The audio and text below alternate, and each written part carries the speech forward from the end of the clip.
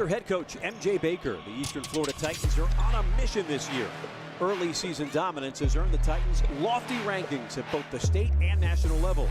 Team goals were simple: win the conference, win the state, and return to the Nationals for a potential run at history. Tonight they'll put their unbeaten conference streak on the line against Santa Fe College. Live from the Titan Fieldhouse on Eastern Florida's Melbourne campus, it's the Saints and the Titans next.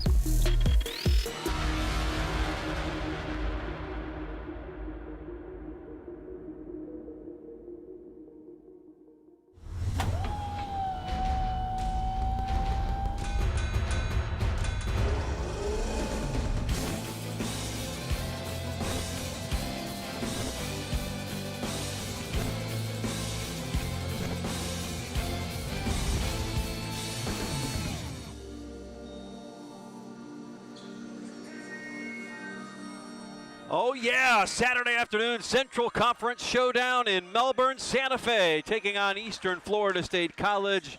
Good afternoon and welcome to the Titan Fieldhouse, everybody. My name's Jeff Radcliffe. Alongside me, the one and only Mark Moses, my good friend from Sports Radio 1560 here in Melbourne. Well, we got a good one here. The Titans are rolling. 16 straight wins at home, 17 in conference, and they could be better than ever now. Dude, it's great seeing you, and for our viewers at home, if you haven't seen Eastern Florida play, talking to the crew, talking to the fans, I know the ref's trying to give us a fist pump. Yes. This is, seriously, might be the best team they've ever had here at Eastern Florida. Man, this is multitasking. What happened to my fist pump?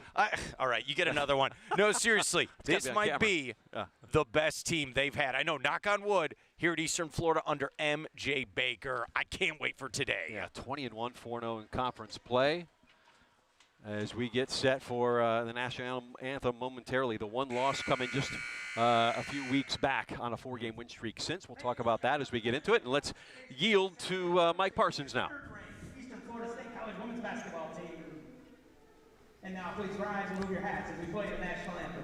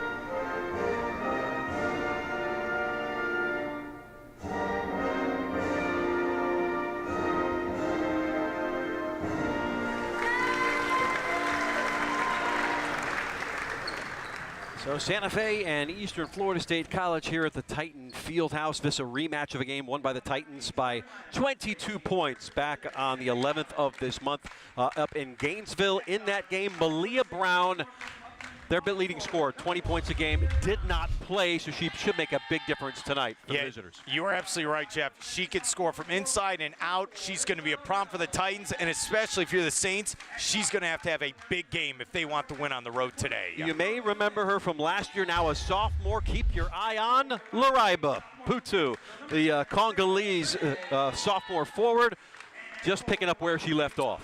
Jeff, heads up, you'll probably be saying her name a lot today. She likes to score the basketball. She'll be joined, if you look at the starting lineups on the right there, by Ellie Garnett, Shadari Smith, one of the best players in the state as far as three-point percentage. Amelia Hassett, Leilani Guyon also in that lineup. Brown will be joined by Isabella Reynolds, Sailor Reddick, Joey Delancey, and Trinity Youngblood, the sophomore out of Tampa and transfer from St. Leo.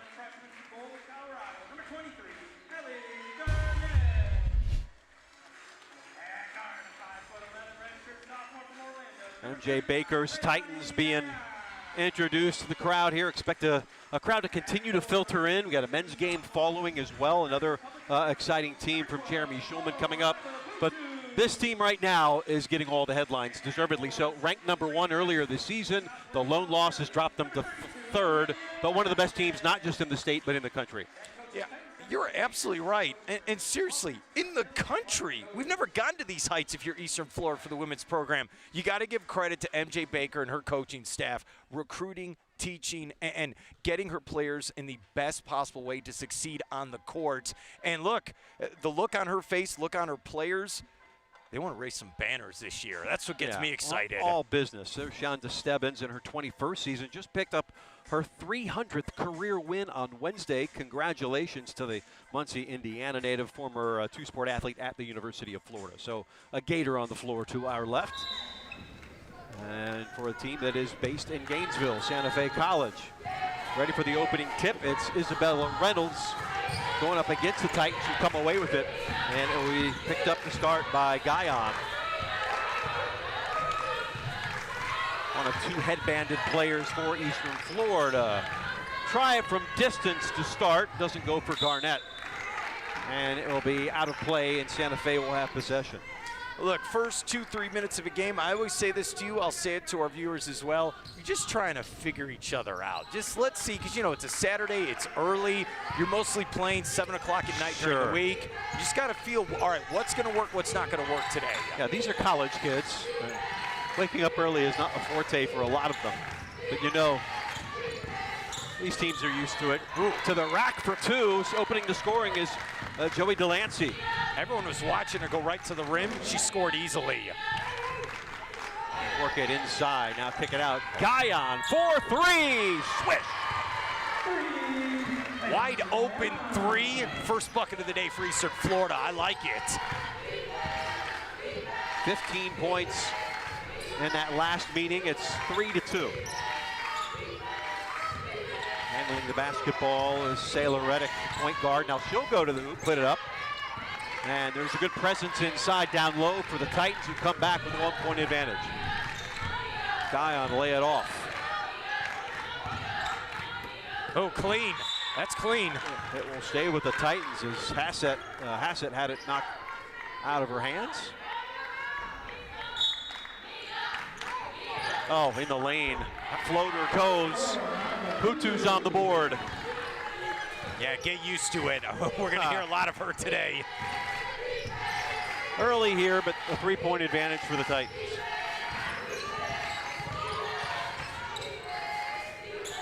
Right to Youngblood. Getting into this half-court set here. Help defense comes, and she stepped on the line. Stepped out of bounds, and it looked like the Saints weren't sure what they wanted to do on that possession.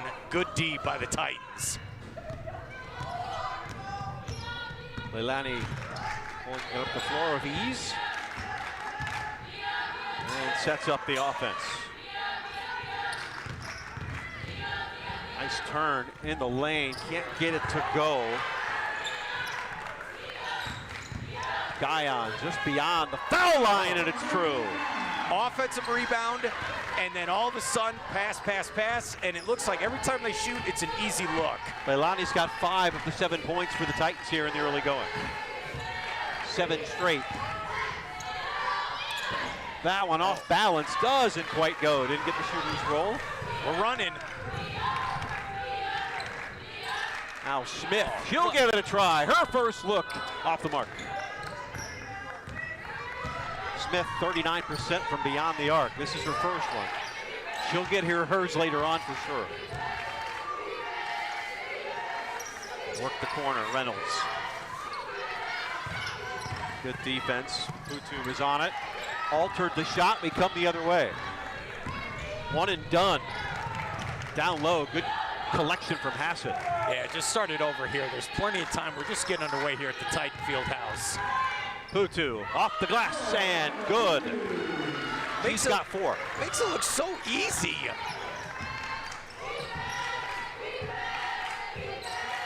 Does so with her academics as well. Automation engineering degree. 4th in the state in field goal percentage, and you've just seen why. Oh, back to work. Really nice speed there from Reddick. Brown, her first 2. Remember, she didn't play in the first meeting. For 3, not quite true enough. 9-4 it goes. Delancey cross court and drawing the foul. Saints like dribble penetration so far. They're going to the rim. They've decided, hey, we are going to try to get to the free throw line early in this game. So Isabella Reynolds, sophomore guard out of Coral Springs, will go to the line.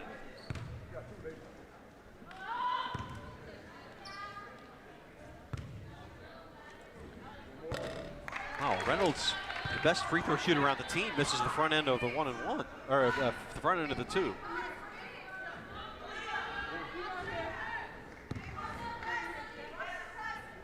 %87 typically. And Banks in the second. Or Banks in the second. Quick change now. Rosa Rodanos Sorribes in the face mask. A high energy game to start in the game. Oh, To the silky, smooth, low post stylings from Putu. She's got 6. ooh. That takes a lot of practice and patience and discipline to execute that move under the rim. Right. You don't make that play in November, you make it now this time of year. Redondo Sorribes guarding the point, trying to get around is Reddick, and draws the foul. Yeah, they're attacking the rim, Jeff. Watch this. Oh, this I like this. This is nice on a Saturday afternoon. Oh, it's nice on a Monday night, a Tuesday night, a Wednesday night. Every day until Sunday, yeah.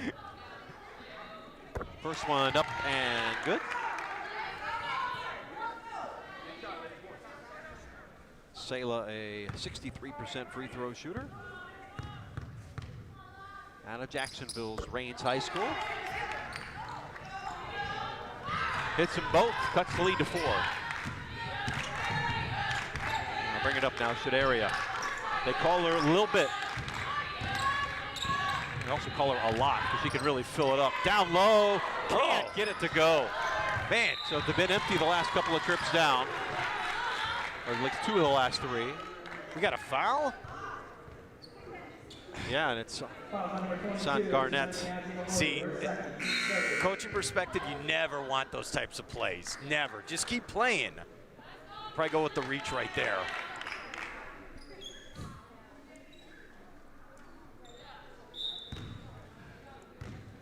Down 4, Santa Fe with a basketball. Brown. Putnam Hall. Oh my. Nearly got the and one. We'll go to the line. Here's the 3rd trip to the foul line here for Santa Fe. I think everyone in the gym, Jeff, was like, wait a minute, is that ball going in? It almost did.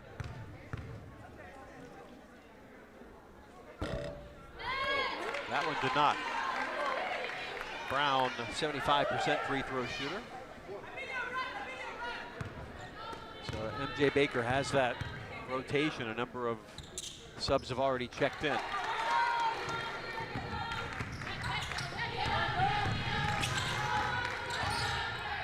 One of them now to the rack. No, doesn't quite go. No follow. Kulikowska had the initial entry, but getting the points was Hassett. I like Her first bucket. Jeff, they stuck with it. Multiple rebounds on offense. Dennis Rodman would be very happy with that possession. Right. The worm. Garnett the rebound. Pushing it ahead. Smith has it. Across court. Boy, what a look down low. Kulikowska gets her first. That was pretty. We're going to have to get a replay of that. That was team basketball. Chalk it up in the truck, right? Mark it. 15-8. Reddick, one-on-one. Smith went out to make the intervention.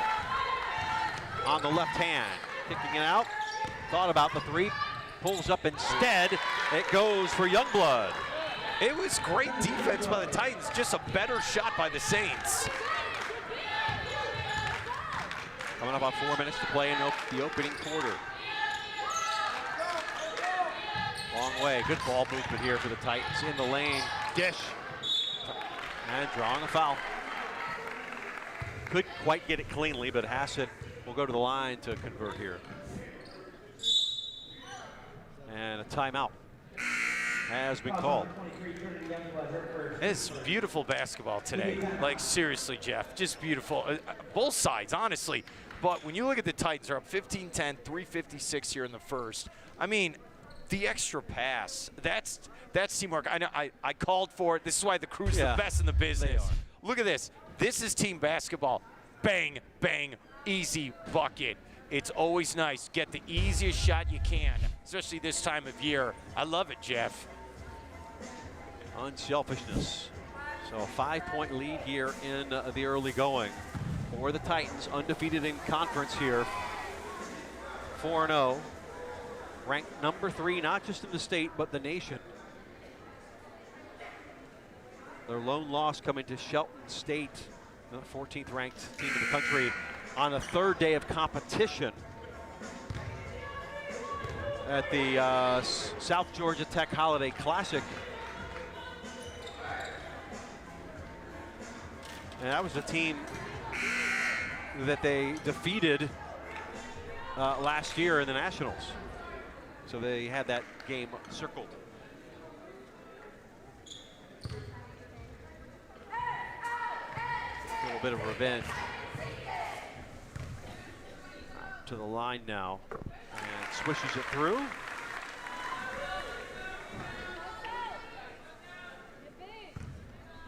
Hassett, the freshman out of New South Wales, Australia.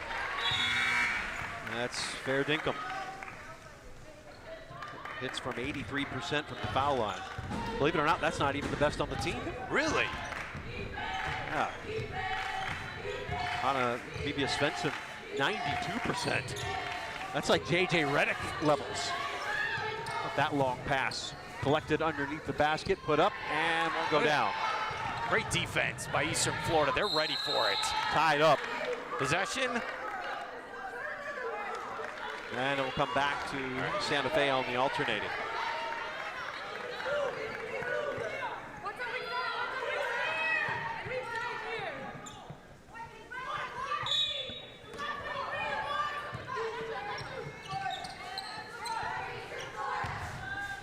Blood.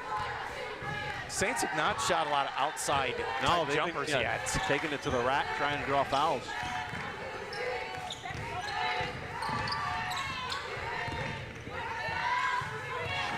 She wants this. Run into a brick wall there. Good defense here on this zone. Splitting the zone and missing the shot, though, was Brown. Putback works. Nice long possession from Youngblood. She's got 4.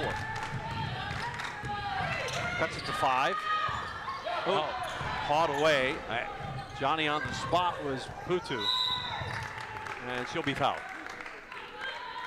Some sloppy play over the last, 15 seconds or so. Here's the replay of this.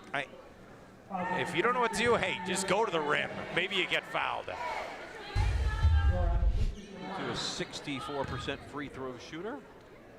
Future University of Cincinnati Bearcat at the line. And switches through the first.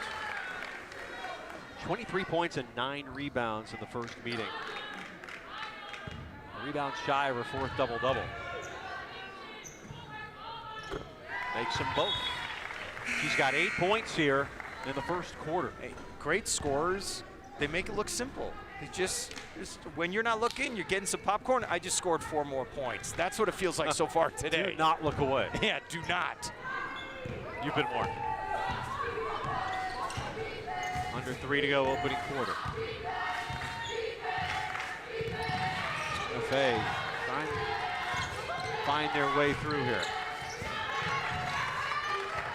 Down by 7. 2.5 change to play. Throwing that one up, and it rolls out. but going to the line again are the Saints. So many shots for both teams so far in this game, Jeff. It just rolls in and out. We'll have to watch the foul totals in the scorebook. Something to watch going forward. Look at this. Oy, man. You want that back. Brown to the line for the second time. A lot of free throw shooting by both teams Right. so far. Makes the first.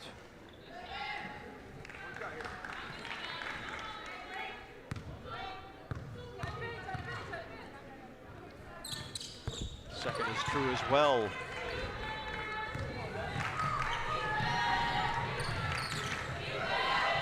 Whoa, turned over. Casey Lewis came up with the ball. How about the move, the slice, the dice? Malia Brown, her second field goal. Oh, and another turnover. And Brown making another one. Oh, blocked clean. Great defense as Gerke came hustling back.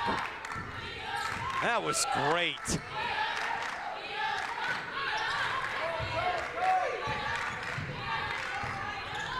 Maybe a Svensson. No.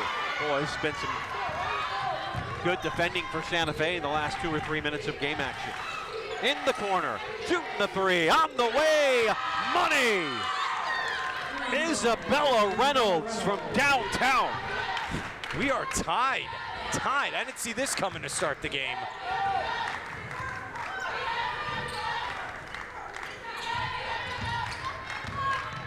The kick out. Maybe a Svensson will try to answer, is short.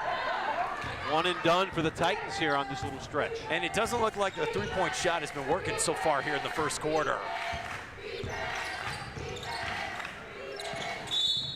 Oh, man!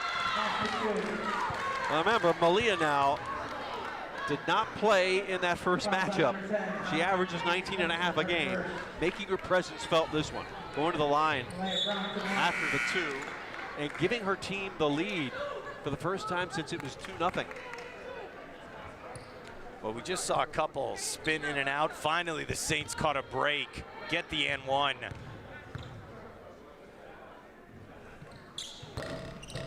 Can't make it three-point play, but it'll come back to Eastern Florida there. And they've had some success going left baseline, attacking the rim on this defense for the Titans. Santa Fe team are out, really adept defensively. Out rebounding team, second in the state, and out getting some turnovers right now. With a 2-point advantage and the basketball. 43 seconds left here in the first. Santa Fe is 10-11 right now. I know they lost to the Titans, what, by 20? They want to get the upset today. Shot clock down to 6. She wants it. Oh, she's feeling it. Brown, another. Got her for 10 points, already in double figures. Titans down 4. A strong start while they led by as many as 7. Fouled. That's inside the arc, and going to the line will be Ellie Garnett. Yeah, you saw a right slap on the hand while she's shooting.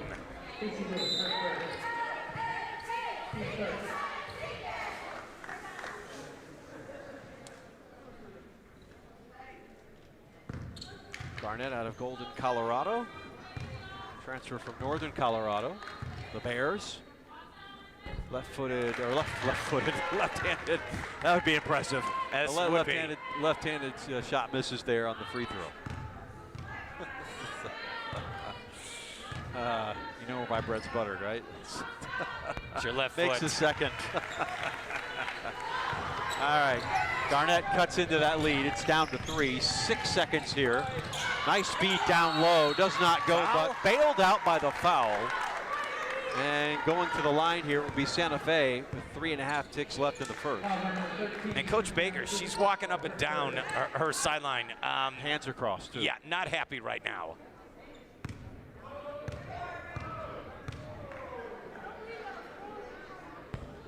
So Tabasa Babo gets on the board from the foul line, the freshman forward out of Jacksonville. Feels like every time you blink, the Saints are under the rim, ready to shoot a layup right now. He's got 2. Titans down 5 and didn't get the shot off. So they go into this first interval down by 5 points. The Saints had 62 points in the first game. They got 25 in the first quarter. I give all the credit to Santa Fe College right now. An impressive coming out first quarter. The question is now moving forward. You're taking on a team that's 20-1. Can you do this for 4 straight quarters? That's where we're really going to find out how good Santa Fe is. Well, last season, Mark, Coach Baker took her team to the national tournament for the first time in school history. They advanced all the way into the Elite 8. While there, she also won her 100th game as Titans head coach. So we caught up with MJ recently and asked her about that big win and the overall tournament experience. Yeah, that was an exciting time. Just to be at Nationals, period, was something that we've dreamed about. And I know Mark Dakota's Coach Yoda, who's been with me all 5 years last year, just actually being at Nationals was like, wow, this is what we've worked so hard for, because you have to win a national championship to get out of Florida. So just to even be there and then to celebrate my 100th win with everyone was truly special, because that group was a lot of the reason of why I got my 100th win, but then also just to think of all the teams that came before that. Nationals was very eye-opening to me in a lot of ways. Is one, like, man, we could do this again. Like, we could do this. And then 2, just to see, we lost in the Elite 8 to a heartbreaker over time. But due to travel situation, we got to stay there and get to watch the semifinals and the finals, which was really hard. I literally had meltdowns just like crying in the stands. But watching the national championship and seeing that level of play and the intensity and how you have to win 5 games in 6 days or whatever it may be, and just seeing the level of toughness and intensity and strength as far as from their bench was very eye-opening to me, because then the whole thing for me has been this year is like, okay, I got to really develop my bench. Like, my bench has got to be strong. And then also on top of that, we have to be in great shape and be able to handle playing that many games in a short period of time at a high level. And a lot of that comes down to the little things. So this team is kind of has suffered in some ways, but it's actually made us better in the sense of, like, we do a lot of fun runs every day, and that's been something that I feel like that stamina and just that toughness and grit has been helping us up to this point, and that was all from seeing the Nationals last year. Underway now in the second quarter. Really Haskins got on the board, touching to 25-22. Hassett with the bucket a moment ago. Titans now down 3. Need to start filling things up, and that will do it. Shadaria, her first 3. Great answer by the Titans. They're tied up. They'll need that from her today. One of the best 3-point shooters in the nation. Floater doesn't go. Shadaria, the rebound on the run now into the front court. Long skip pass down the baseline, flipped out to Putu. Oh, can't catch it cleanly. Just a bit of a misfire down there. It's like you need some fuel treatment, right, to clean out get the carbon out of the engine. Tied at 25. How about that one? From long distance, call and collect. Reynolds with her second 3. Wow. She's got 6. You better get a person on her, because she likes to shoot that 3. So does Shadaria. Now that's on. Couldn't get it to go. It was off to the right. 28-25.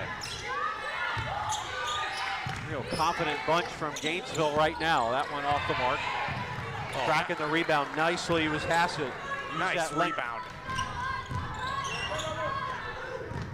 Shadaria down to Putu. Oh man, everything was good except the finish. Lock and load. Booyah! Garnett. 28 all. Her first 3. That was a confidence 3. I am going to take this shot, I'm going to hit it, I'm going to go back on defense. But Saints taking all of the possession clock, and you notice that? They're not pushing things. They're trying to shorten this game. And with 4 on the shot clock, what can Brown do for you? She can do that. There's a 3.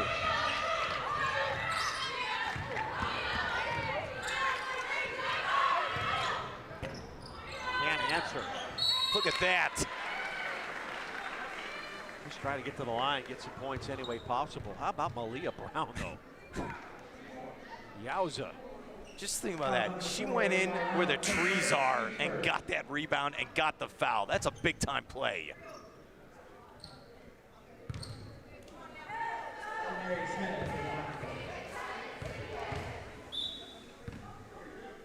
Substitution.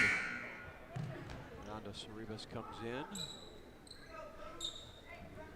Tutu will get a rest. You know what's great also? Hearing MJ Baker at the end of the quarter, you could hear the passion, how much she loves this program, coaching here, and how she wants to win for her players and just the school and the fans.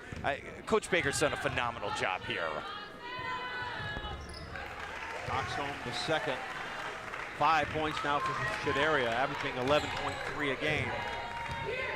6.5 to go here in the half.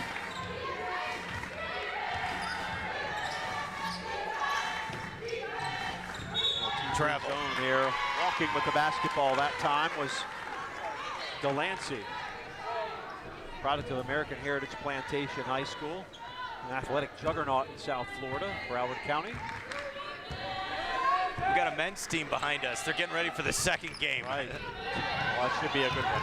These are the 2 teams that finished tied atop the league last year. Boy, just can't get the finish. Oh, going up there and still coming away with it. Smith blocked. On the Help floor. her out. And Travel. That's going to be a travel every time. So Hassett corralled up and fell to the floor. 31-30 our score, 5:48 to play. Players shuffling in and out. All right, I'll say this. You don't practice this where you're grabbing it, you're falling down. You're like, should I call timeout? You know, it's such a quick play. It's all right if that happens. I like the hustle, though. You got to give credit to that. Saints with a 1-point advantage. Oh, clean. Well, Brown was denied that time. Guyon in transition. Giving it up. Oh, got her own rebound, did Hassett. That one's off the mark. A little too strong. Hassett right there. Amelia on the spot. She's got 8. She's been in double figures in her last 4 games. 2 away from that. Oh, making it rain again. Reddick. That was pretty. It's a reverse 3 there.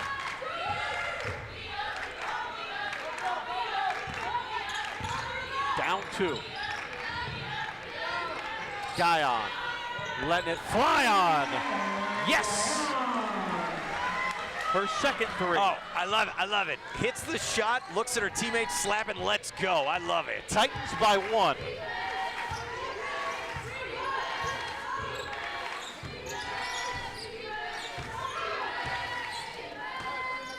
Work it down low to Youngblood. Yes. That's too easy. She's got 6. Back and forth we go.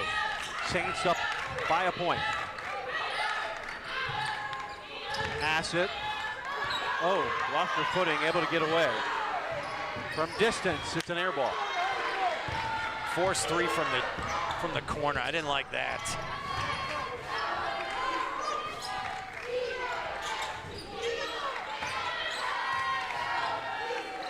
Look out, Putu coming up off the bench here at the next dead ball. Good defense. Getting a hand in there was Garnett. Smith with the left hand, can't get it to go. It will stay with the Titans. We got timeout. Media timeout. Timeout on the floor. Hey, got a good game today. Yeah, raise your hand if you expected it. This kind of effort from the Saints, a team coming in just 10-11 on the season. They're a program that's made the state tournament marks 12 of the last 16 years. So, you know, a bit of a down year it seems, but any team can just turn it on mid-season and get a run going. I got a question in my ear. How many layups have we missed today by both teams? It's all right. It's one thing, you're wide open, you're going, but these are contested plays at the rim by both teams. Both teams are playing defense today. Saints on a 3-game win streak coming in. They lost 6 in a row prior to that. Very streaky team. But you know, if you're MJ Baker's crew, you have to expect you're going to get everybody's best shot. You are now the hunted, right? After last season. You're absolutely right, Jeff. And not just in this conference. I mean, really nationwide now.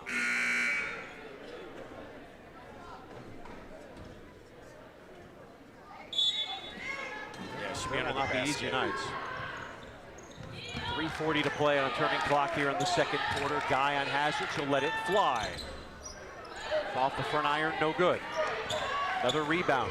Santa Fe, second in the state in rebounding, 47.7 a game. And starting to rack them up now.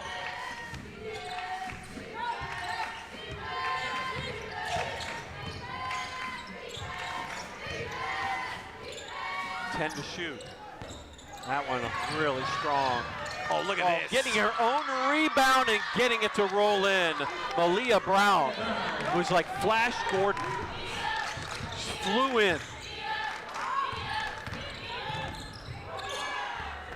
Yeah, just not getting the first shot, but getting her own rebound. Butu.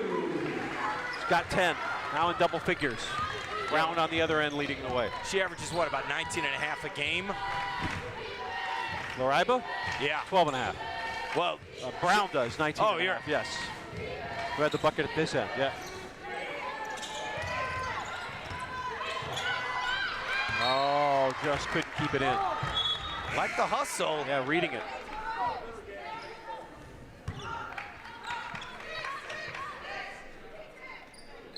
And you can see MJ Baker and her coaching staff, they're going like hockey lines. You know, hey, 3 in, 3 out, let's go. Them out. Yeah, right. High energy game.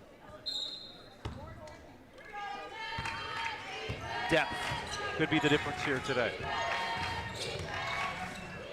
Up a bucket.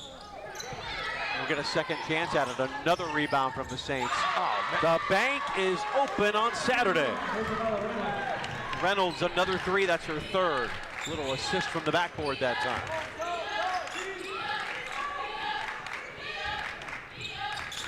And the question is, can the Saints keep this up for an entire game? They keep giving the ball away. If you're the Titans, you're going to help them out. yeah, 4-point lead for the visitors.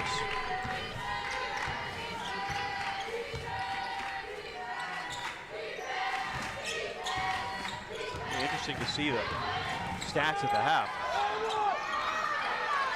Can't get that to go. Reynolds denied. Come on, push it. Garnett.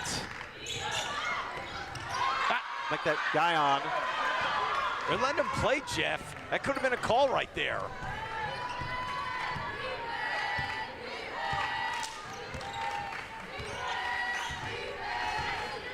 All right, this is a big possession right here for both teams. 4-point lead. Not even initiating the offense until the shot clock is under 10. Now to 7. You see the strategy. They force it in. Guyon was in the way. Pushing things. Oh, knocked from behind. Minute 3 on the clock. It will stay with the Titans.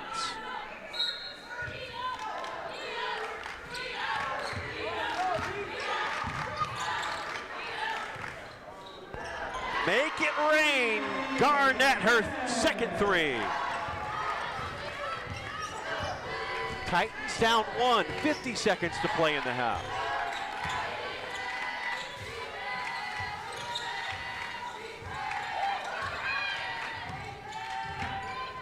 Shot clock to 15, they keep it on the perimeter. Now it's inside 10 and they start going.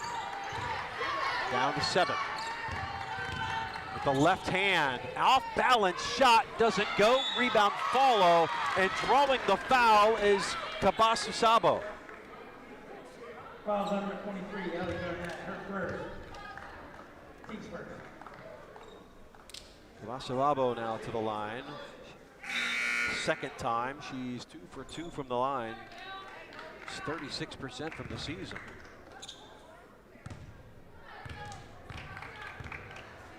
Keep stroking it now, and that number will be going up, but no. She had 13 points and 7 rebounds against Florida State College for Jacksonville Wednesday night. That was her best game of the season, and trying to piggyback off of that. 26.5 to play. That shot rims out. So it's a 1-point deficit here for the Titans. Shot clock is off. Setting up the play, Smith. 13 seconds. The three-pointer doesn't go, and drawing the foul with 7.5 to play are the Titans. And Garnett will go to the line. So off the missed three from Guyon.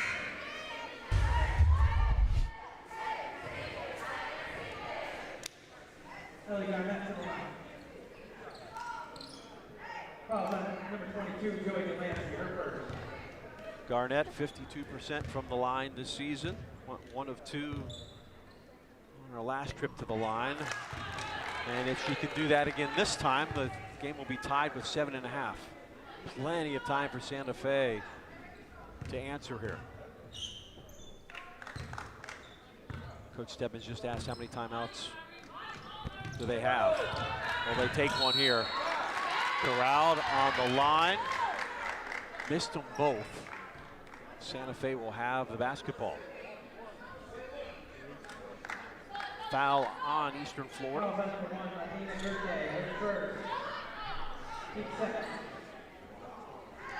So 5.8 inbounding the ball will be Reddick.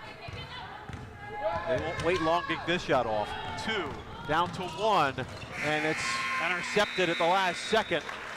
But Santa Fe will go into the locker room with a 1-point edge.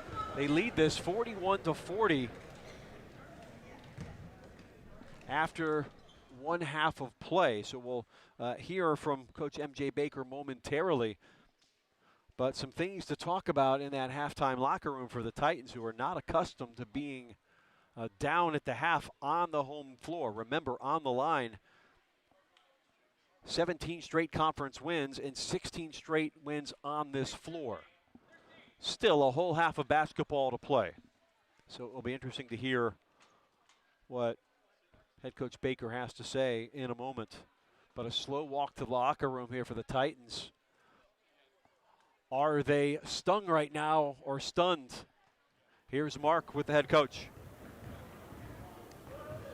Coach, you're down a point at half. Very physical game. What have you seen out there so far? We're not playing much defense, Mark. There's just no defense. Like, we're not stopping anyone. We're letting them do whatever they want to do out there, and then we're bailing them out with fouls. So we got to come with a bit more intensity and more grit.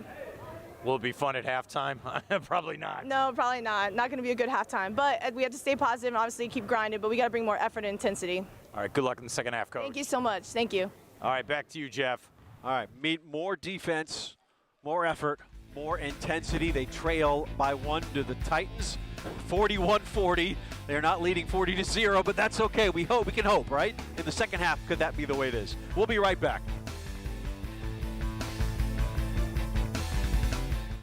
Come on, now you're on your way. Come on, like that. Come on, That's funny. now you're on your way. Come on, like that. Come on, ride with me. Now you're on your way, like it. Are you looking for a career in a medical field that is in demand, always evolving, and makes a real difference in people's lives? Diagnostic medical sonography is a dynamic professional field with high earning and growth potential. A diagnostic medical sonographer is a highly skilled professional who uses specialized equipment to create images of structures inside the human body that are used by physicians to make a medical diagnosis. Eastern Florida State's Diagnostic Medical Sonography Associate of Science degree program lays the foundation for entry into this field, with additional opportunities to continue your education with specializations in vascular sonography, adult cardiac sonography, and other areas based on students' interests. Students can even earn their Applied Health Science Bachelor of Science degree with a medical imaging specialization. The Associate of Science General Concentration Track is a full-time, 5-semester program accredited by the Commission on Accreditations of Allied Health Education Programs. The coursework includes detailed classes in anatomy, physiology, pathology, physics, instrumentation, and scanning techniques. In addition, students apply sonography skills learned in labs and classes to clinical settings with externships in hospitals throughout Brevard County.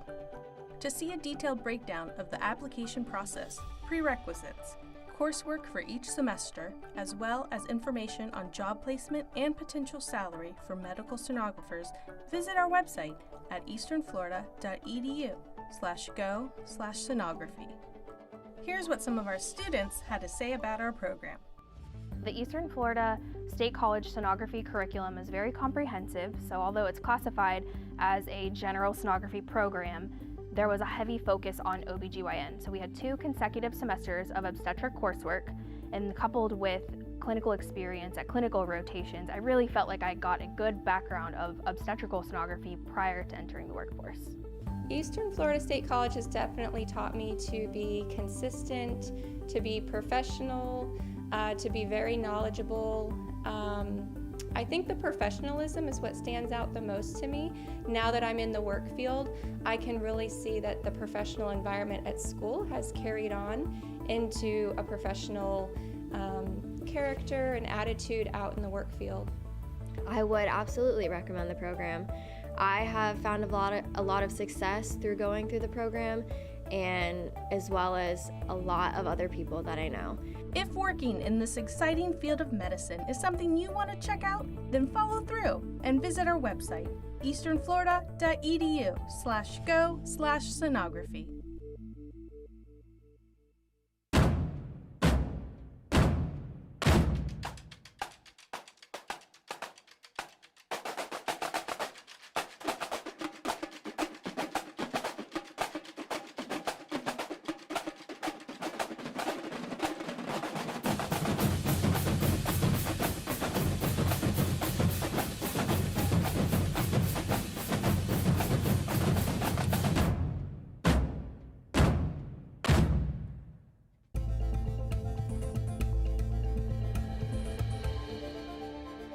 Basically, if you're joining the Eastern Florida, just become part of the Cyber Titans. Even if you're not going for a cybersecurity degree, the knowledge transfer that happens in that club applies to any tech degree, not just cybersecurity.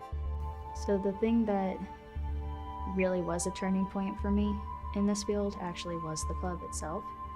The club gave me an opportunity to really explore and also gain confidence in myself that I didn't have before. But yeah, being the president for the cybersecurity club, it definitely led me into being in a more of a leadership role position. A lot of the employers, especially for students, they want to see that you're interact. They want to see you in competitions and stuff, because they really do look into those things.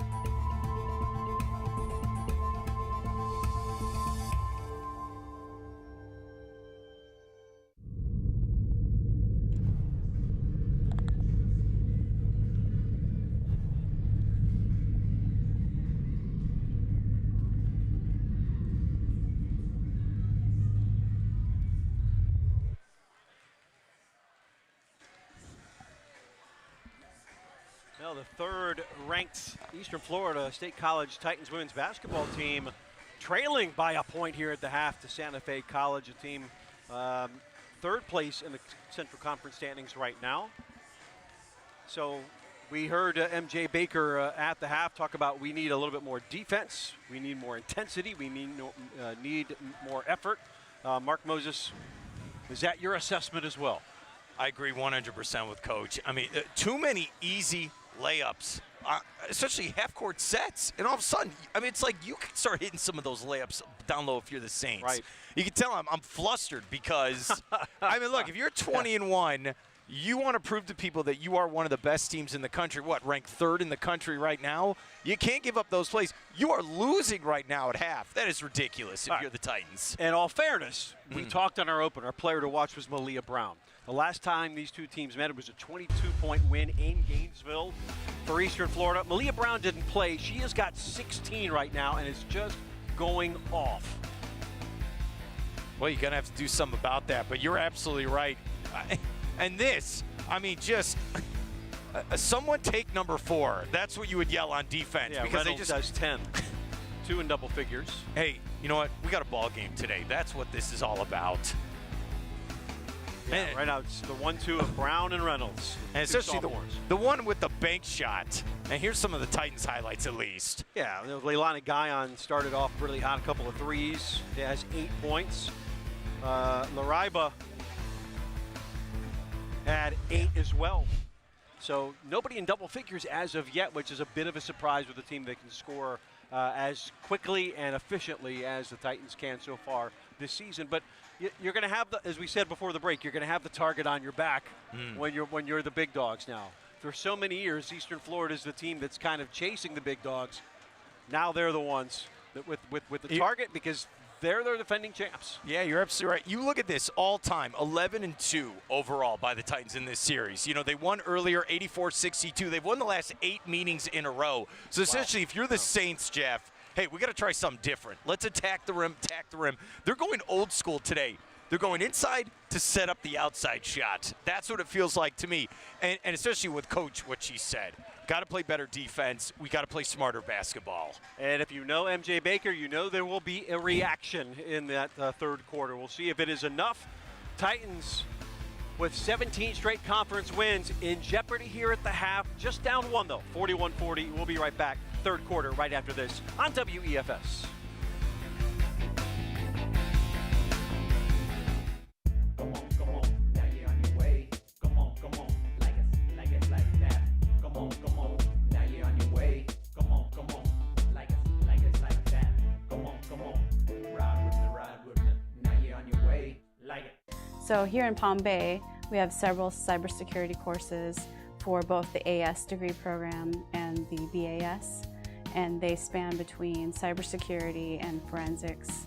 It's kind of like a boot camp style that I think of it, and really get your hands into dealing with information technology and have some fundamental knowledge before you go into cybersecurity. You have to have a passion for computers and have a passion for the field to excel in it. So it's a really good field to go into if you're already in computers and you want to expand your knowledge. So here in Palm Bay, we were able to create an isolated network that is completely off the grid of campus, and it gives the students the ability to work within that sandbox and play with those tools, get a better understanding of how they work. So we have a cyber range that has networking and server equipment that simulates a live data center. It's just kind of much smaller, but it gives the students the chance to play in a semi-similar data center environment where they can see what it would take to mitigate those types of attacks.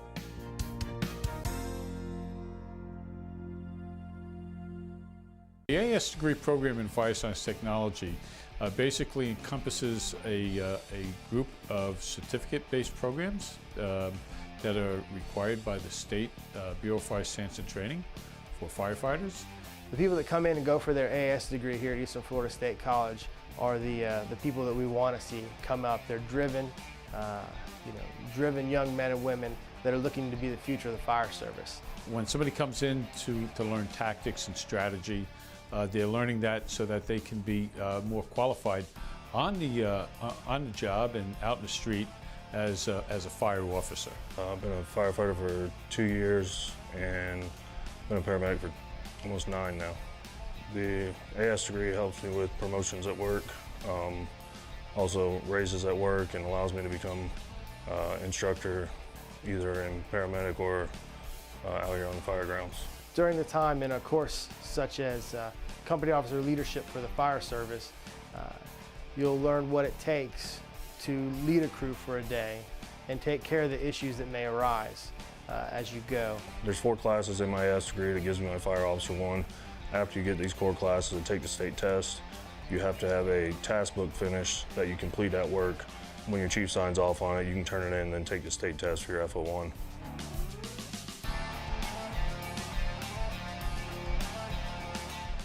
There's a need for people that have technical skills, and that's where we come in. We teach quality, we teach safety, and then we also specialize with those skills needed for the industry in Brevard County. The engineering technology is a 2-year associate degree program. We have first-year core classes that are same as the other 17 colleges in the state of Florida that teach engineering technology, and then second-year options in fields that are appropriate for the county where you're based. So at Eastern Florida, we have second-year options in electronics and alternative energies and in advanced manufacturing. The majority of our students are people that are already working for some company and they want to improve their career. It's clean work, it's good paying work, it's high skilled work. From my personal experience, it's done me well. Build a successful career with a bachelor's degree from Eastern Florida State College. You can choose from nearly 25 tracks in today's top job fields of business, healthcare, and computer technologies, with classes tailored to meet your needs on campus and online. A bright future awaits you with a bachelor's degree from Eastern Florida State College. To learn more, visit easternflorida.edu/go/bachelors.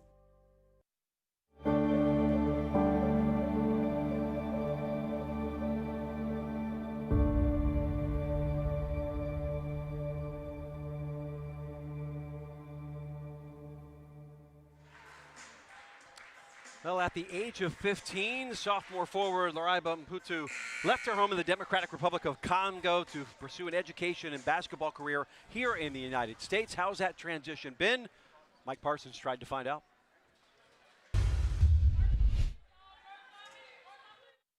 It's really different African here, and in my country we don't really have this opportunity to play basketball and also to go to school and have the scholarship. So coming here is really a bless. It's a good opportunity to play basketball and also go to school. It's very different. We don't have it in my country, and we have so many talent in my country who don't go to school to just play basketball. So coming here is really awesome for me. It was really tough for me as a 15 years old, leave my family and come here.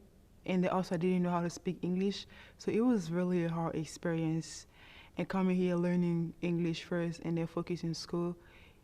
The thing that really helped me was listening to the music and the lyrics. It was really helpful for me because you listen to something you like, and reading it every day is really improved my English, and I'm still doing it till now. So Laraiba Mputu now with 8 points. What a journey. They'll take her to the University of Cincinnati next year, but a half of basketball to play here. Santa Fe starting things out with a 1-point lead in the third. So glad to have you along. Jeff Radcliffe, Mark Moses, and our entire WEFS crew. And Santa Fe comes up empty here to start.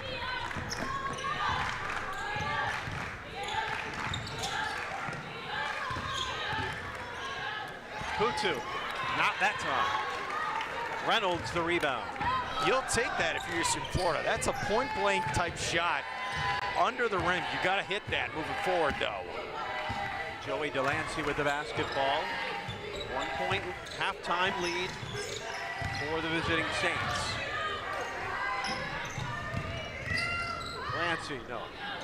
Kicking it out. 3 is an air ball. Controlled by Shadaria Smith. Titans getting into an offensive posture here quickly. Guyon, top of the key. And over to Garnett. Pulls up. Now low. To dribble the lane is Putu. They wave it off. Foul on the floor. On the floor. And Jeff, we'll see what type of adjustments Coach Baker and her coaching staff made at halftime. I'm happy I didn't have to be in there. I'll be honest with you. I think the word chewed is something that probably happened. I'm not talking about power bars or anything either. From distance, falling down, shots too strong, but Putu there with the rebound and the putback. Very nice offensive rebound and the putback. Let's see more of that here in the third quarter. Lariba now in double figures with 10. 1 point advantage here.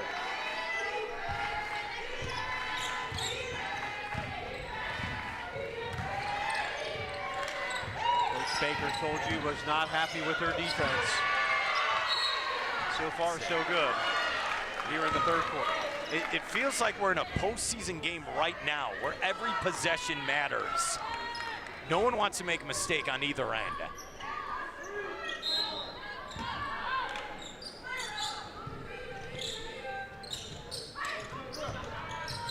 Shot clock at 1, lets it fly. Oh.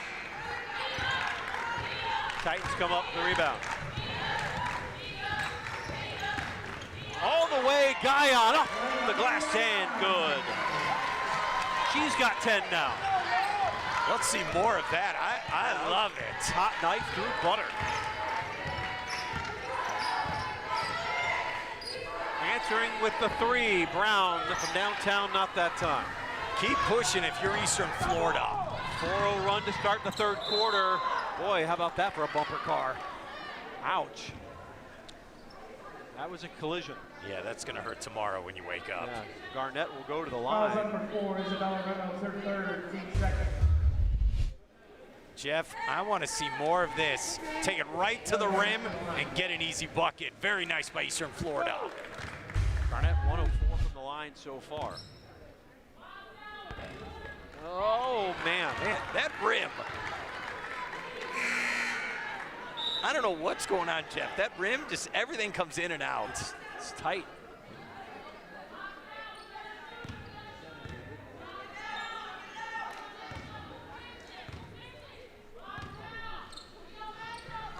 That one's true. Ellie's got 8.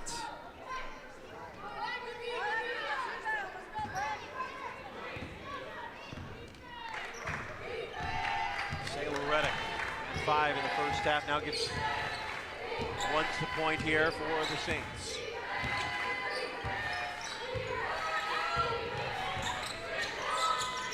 Wow, from downtown, that one's strong off the back iron. Oh, nice play. And drawing the foul. Garnett's got a nose for those rebounds. Fouls number 22, Joey Delancey, her second, team third. So I like it. Rebound with one arm, and then ready for contact with the other. Ward off with the other. A good lacrosse player can do that. Smith, skip pass. Down low. This is Hassett. Oh, hello. Dialing it up. Long distance, Smith. Her second 3, she's got 8. You know what I like also? Her teammates on the bench, they all stood up before the shot even went up. They were cheering for her.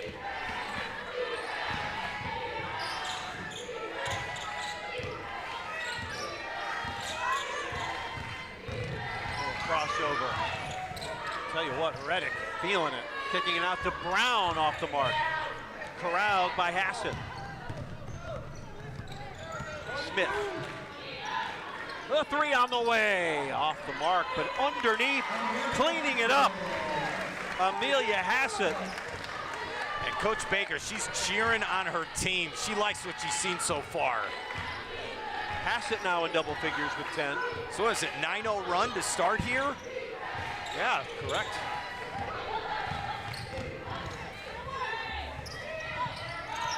Oh, her presence being felt there.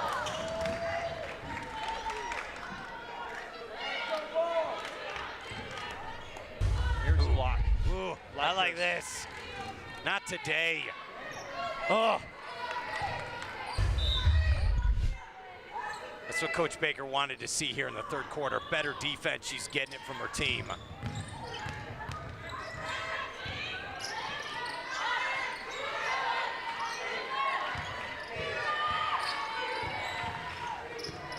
Ooh, in between 2 and drawing the foul.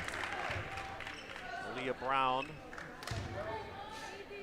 75% free throw shooter, will go to the line to break up this 9-0 run that you were talking about to start this third quarter. That, as you said, going into the half, you know you're going to get a response from this Eastern Florida team. And you see, you know, the Saints, their strategy first half, we're going to slow it down. That's right. We're going to play half-court basketball. We're going to get to the line. Maybe they're going to try to get back to that now. They've gotten their first point of the half there from Malia Brown.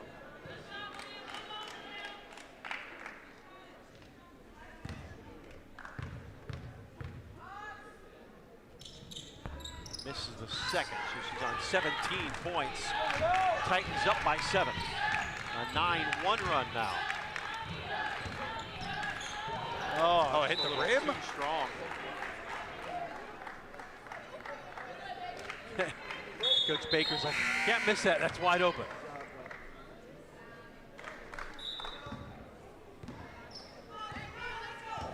Yeah, just needed to pitching wedge that, not drive that with a 1-iron.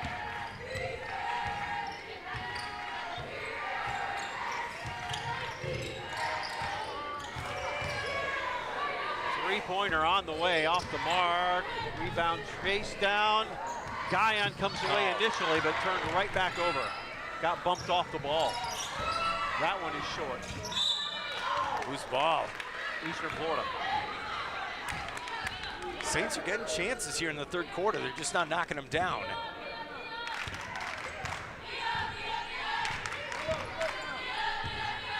Smith to bring it up. Out of Wekiva High School, north of Orlando, in Orange County. Look at this. Oh, the feed, the pretty reverse is good for Ozzy. That was beautiful. Beautiful basketball by Eastern Florida. Ozzy Mamodu, her first bucket.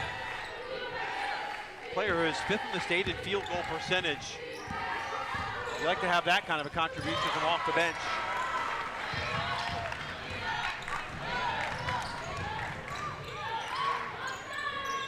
That one is short. Ozzy the rebound, thinking about it, letting it fly. Smith, no, another rebound. And it'll stay with the Titans.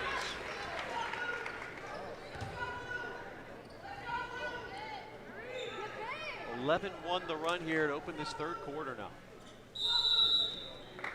And timeout called by Santa Fe. No, immediate timeout. What a start here in the third quarter. I'm looking at my notes. So 9-0 run, and then I think it's an 11-1 run to start this. Coach Baker, again, you know, halfway here through the third quarter, she wanted better defense. She's only given up a point so far for her team. The Titans have been ranked high all season, both state and national polls, one time being ranked #1 in the nation in NJCAA Division I. Sophomore guard Shadaria Smith was asked about what it takes to stay focused amidst all this recognition.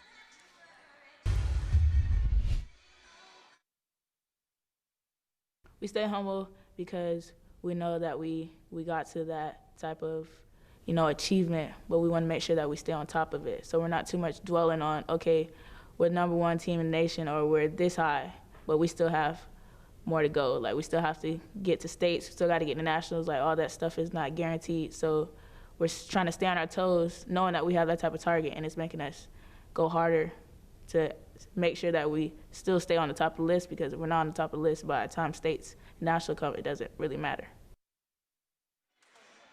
Well, Shadaria and the Titans focused here and focused in on the third quarter. An 11-1 run to start.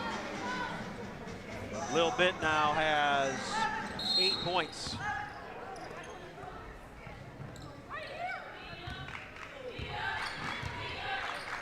Titans basketball.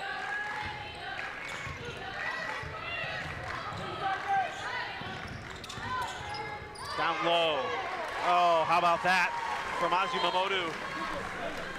See, we Two saw straight buckets. We saw this offense in the first quarter. Now we're starting to see in the third quarter. Hit the extra man, get the easy layup. That's what the Titans are doing. Ozzy has 4 all of this quarter.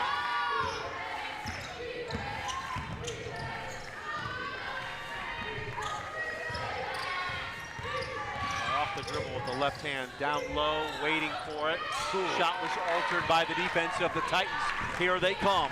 Garnett, cross court, Smith, to Guyon. Thinking about the three, she'll let it fly.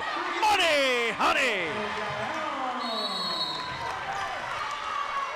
Guyon has 13 points, 3 three-pointers now, and it is now a 16-1 run. Timeout called by Santa Fe, Mark. This was 41-40 at half. We started this third quarter. You're absolutely right, 16-1, and it just looks like we're seeing championship basketball. We've been waiting all day to see it. We're seeing it here in the third.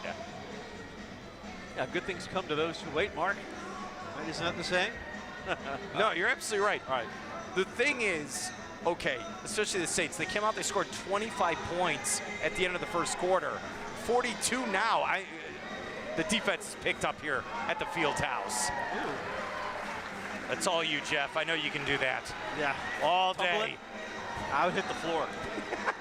Hard. Leave a crater. Crowd continued to filter in on this doubleheader day. Yeah, we got a good crowd here for today.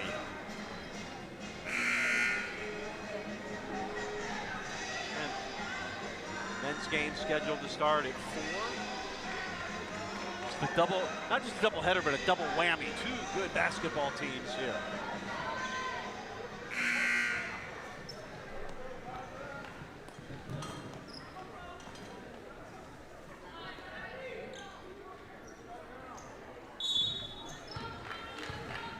Just 1 point in this quarter from the foul line for the Saints when everything was dropping.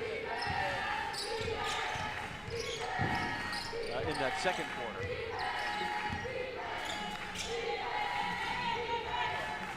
Good defense by Smith. Shot clock to 8. Off the glass, won't fall. That height of Hassett, 6'3", getting the rebound easily. Garnett, and is it tipped? Eastern Florida basketball. 56-42.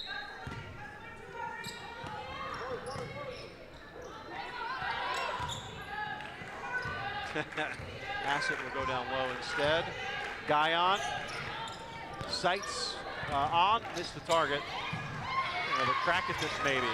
Off the dribble. To the lane, underhanded shot won't go, but offensive foul. And it's on Ozzie.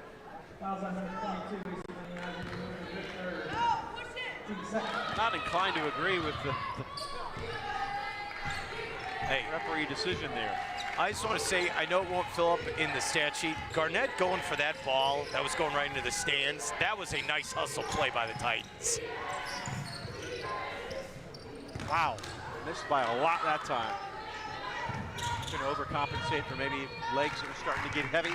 Yeah. 2 minutes to play in the third. This was a 41-40 basketball game at the half. It is now 56-42.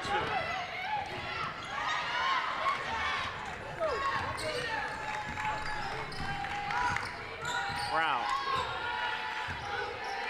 sitting on 17 points right now, guarded closely by Smith.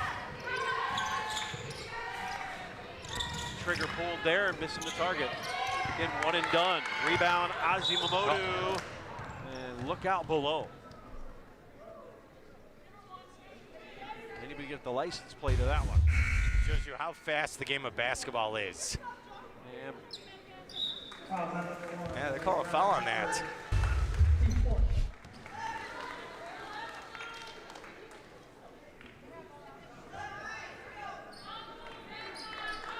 Very impressive third quarter, Jeff. When you're 20-1, you're starting to show why you are 20-1 in top 5. Not like you said, not just in the state, in the country. Oh, she thought about it. Kolikovska inside the three-point line that time. Guyon likes it well it. now, man. She likes it. 7 points in the quarter. 15 for the game. Final minute here in the third. Just 1 point. She'll go to the line here. Just 1 point here for the Saints in the third quarter. There was like about a minute to go in the second quarter. Saints are up 4, and I said, this is a big possession. And the Saints turn it over. And then ever since then, it's been Eastern Florida. Brown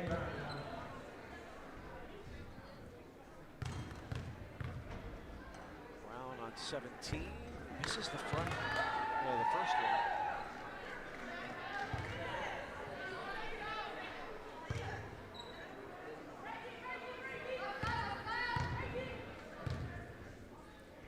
Second one is true.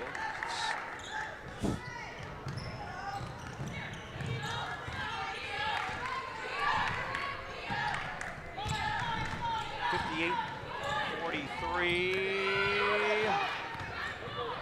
Track down the rebound. It will be Santa Fe ball. 38 seconds left.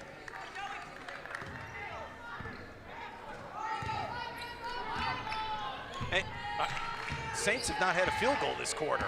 No. They've got to get some type of bucket on the board here. Just confidence going into the fourth. 2 points off of 2 free throws. That is it. About an 8-second disparity from the game to the shot clock. Shot clock at 7. Shot on the way, rims out. Second bite at the apple goes. No, the third, not either. What? 5 seconds. It's just not meant to be in this third quarter. Shot on the way is no good for Guyon, and the Saints held without a field goal for the entire third quarter, and 3 chances at it there a moment ago. So 58-43. The scoring, was it 18-2? Is that right? 18-2 in that third quarter. MJ Baker wanted championship defense. She ordered it correctly in that third. Well, earlier, Coach Baker mentioned about how important this bench is going to be for going deep into the playoffs. Here is MJ Baker.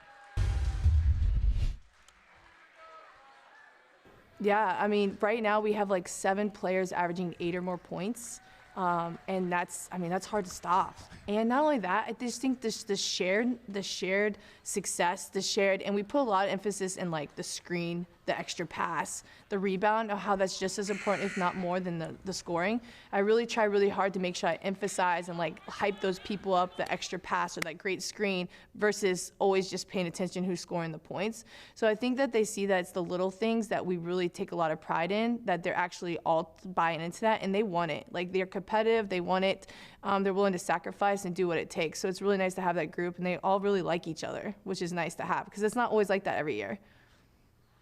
Now in her 6th season, MJ Baker passing on those lessons learned from her stops at Broward and Bluefield College.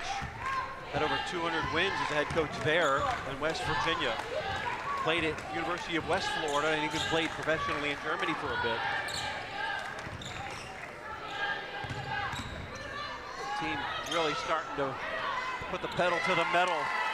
They're now just willing the basket there. Jeff, you and me been doing games for so long. I remember when Coach Baker was the opposing coach. That's and we right. did a game. She was sitting right by there, me. Yeah. Brought little baby Espen in the crib behind. I'll never forget that. 60-43, that won't go.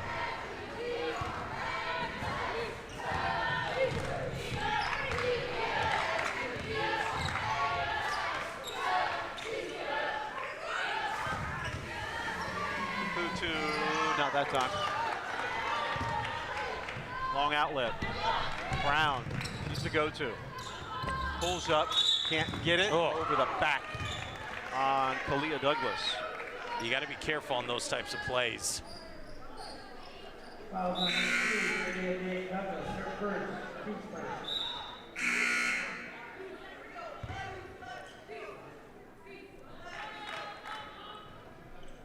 All right, so if you're Eastern Florida, you're up 17. Everything's been going right for you here in the second half.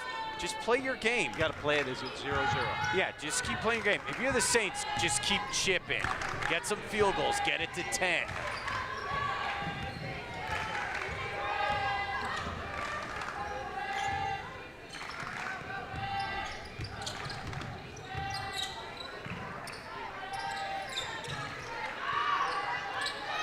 From distance. Does not go for Redondo Sorribes.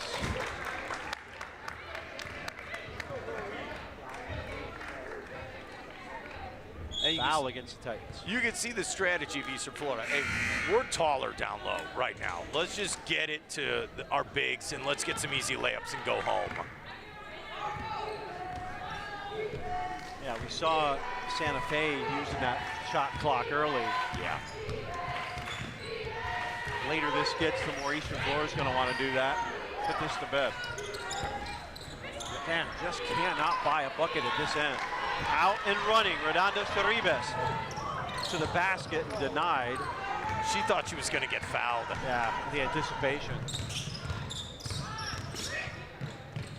Laying it off to Douglas, had 10 points in the first meeting.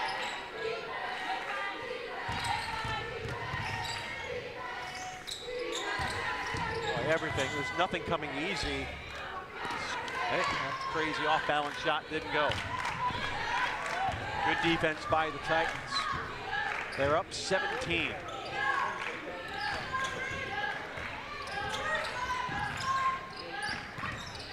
In the paint. Spin, turn, foul. You know what? Now it's tables and turn. Eastern Florida, we're going to run the clock. Yeah. How about a little bit of this?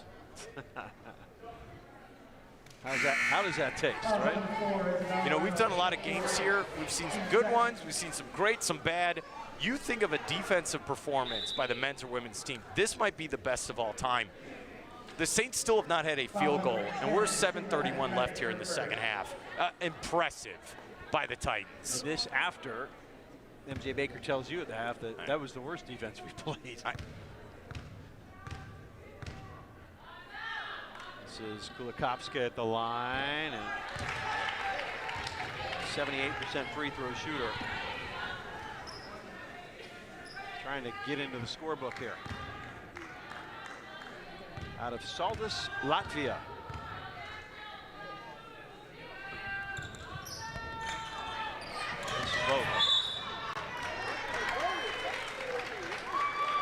Loose ball.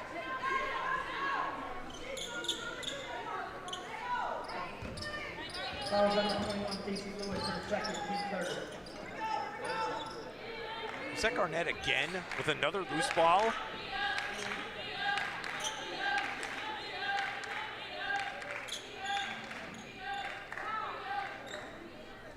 Coach Baker gonna. She does it all. Yeah. She does it all.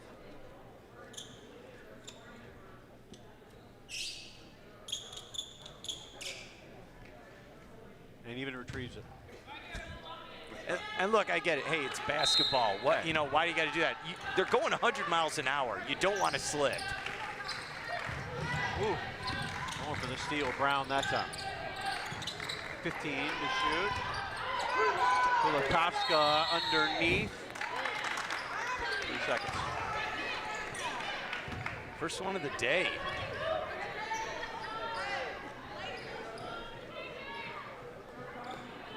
Coach Baker still working the referee after that. It's like, where was the 3 seconds?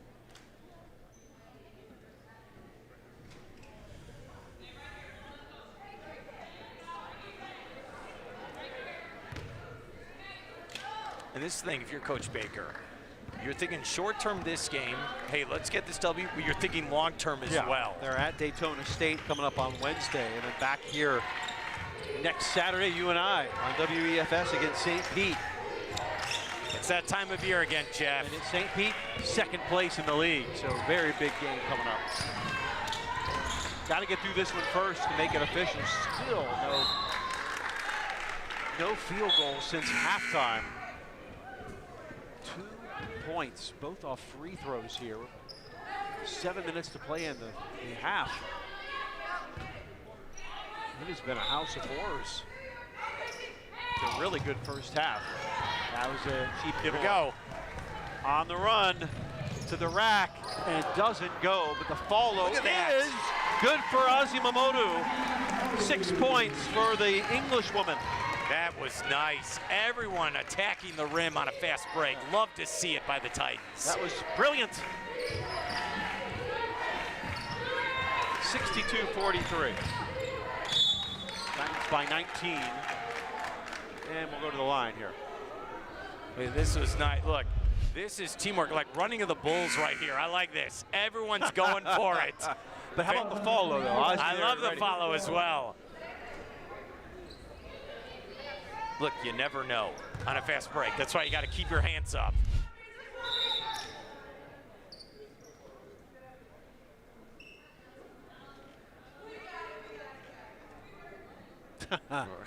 Towel game on this side, too.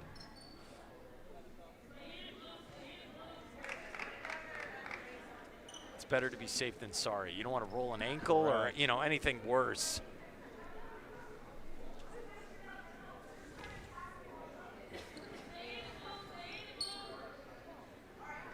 Okay, inbounding under their own basket here.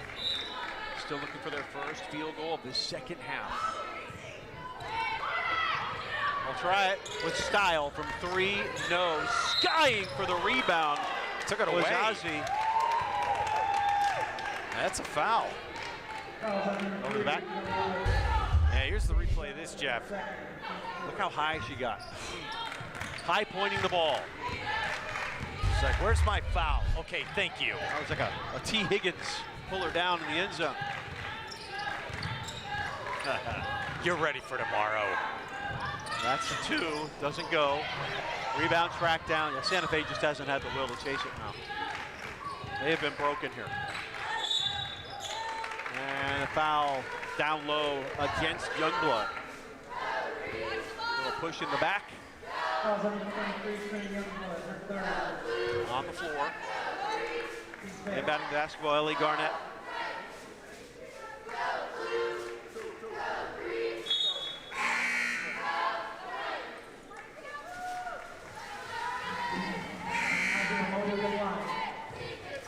I know it's cliche, but tale of two halves, Jeff. I mean, this it is a cliche. Unbelievable. Where it was 41-40, the Titans go to halftime. They're in the locker room. I don't know what was said in there, but it must have been a good speech because this team came out motivated to play both sides of the court. Now, Ozzie misses the front end. But may I have another? And she will get one. And that one is true. 1 of 2. A 20-point advantage now.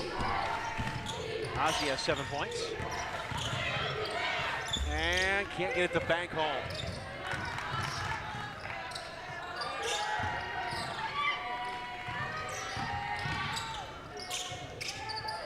That's not going to help. Will stay with Santa Fe. 11 to shoot. Must have been tipped.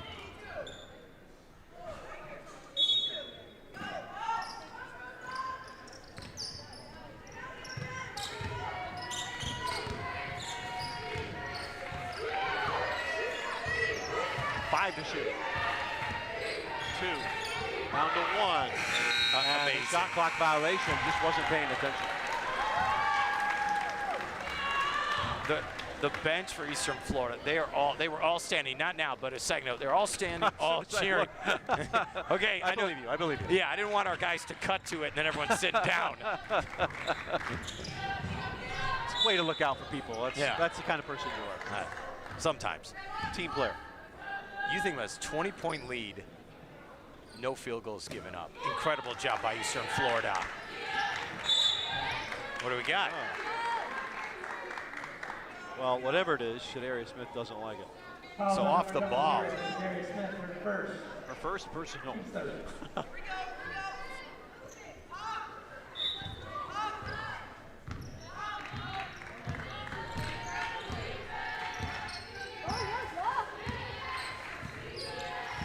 That point. Sorribes. Stepping in. Who will have the first field goal for Santa Fe in the second half? Oh. And then that is given away. How about the hustle from Ozzie Mamodu? A little helter-skelter down here at this end of the court. And we're still playing.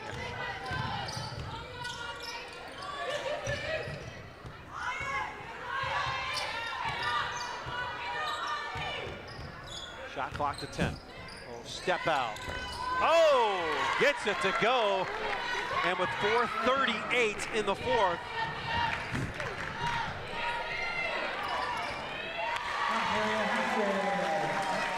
And immediately answered just like that. Pass it. Finally, the Saints get on the board in Eastern Florida. While you're congratulating, oh, we'll go get an easy layup. Fine. 65-45. 21-point advantage. There come the Titans again. Touchdown pass is good. Over the top, Ozzy Mamudu. That was awesome. 9 points. How about this? Look at this. Ahead. Look at this.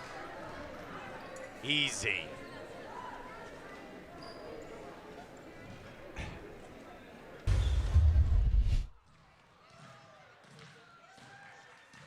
What a half of basketball by Eastern Florida. Catch my breath. You know, it's one thing you get the emails, you get the updates, you know, you look in the newspaper, my radio show. Yeah, Eastern Florida women. Oh, you know, they're 16-1, 17-1, 18-1. It's not until you actually see it with your eyeballs. Oh, yeah, this team can play basketball. And once you see 20, you can't ignore it, right? No. So just put this into perspective, though. It was 41-40. Saints now have 45. They've been held to 4 points in the second half with 4 to play. It's impressive. 4:04. It really is. I like we got the signs out today as well. Yeah, they say 3 is the magic number, but right now it's 4. Man, oh man. I mean, you think about this. Saints came out, they scored 25 points in the first quarter and had momentum in that second quarter and the lead.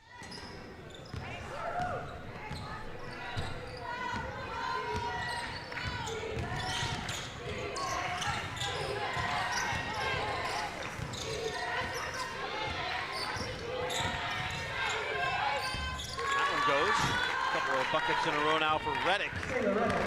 9 points. Now you just want to finish this strong. Yes, you do. 20-point advantage here. And Santa Fe, no slouch. They're third best team in the conference right now.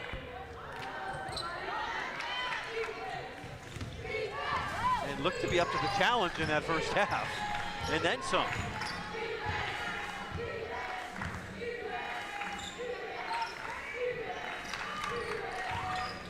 Santa Fe will play at Daytona State on Wednesday. Team just behind them in the standings. Floater. And just won't fall. Man, that's been the story all day. Saints are getting good looks. And you think about it, the Titans had a little trouble shooting down at this end. It's this eastern end. It's been a little more difficult. You're absolutely right. Now we're going to the charity stripe. Let's see, Madlena Arena Gurki. One of 2 Latvians on the roster. Gurka. She had 13 points and 7 rebounds against Santa Fe on the 11th of this month. And now just gets her first point. And make that the second. 76% free throw shooter coming in. Pretty close to automatic. Under 3 to play.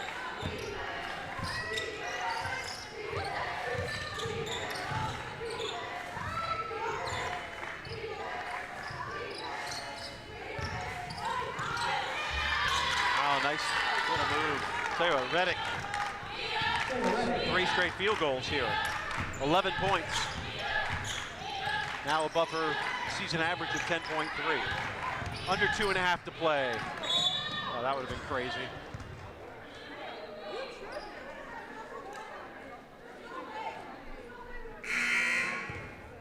Got a lot of people talking after a missed shot. But you like to see a lot of communication by Eastern Florida with 2 minutes to go. You know, they know, hey, we got to win this and we got to keep going moving forward. Gurka back to the line. Transfer from Florida Southern. in the States for a little bit anyway. 3 for 3.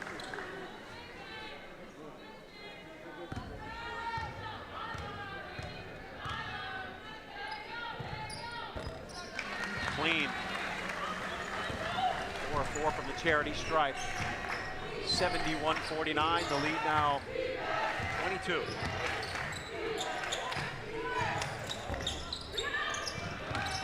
One and done. Rebounding numbers in the second half have been impressive. Guyon out to Gurka. The G connection. Gee whiz.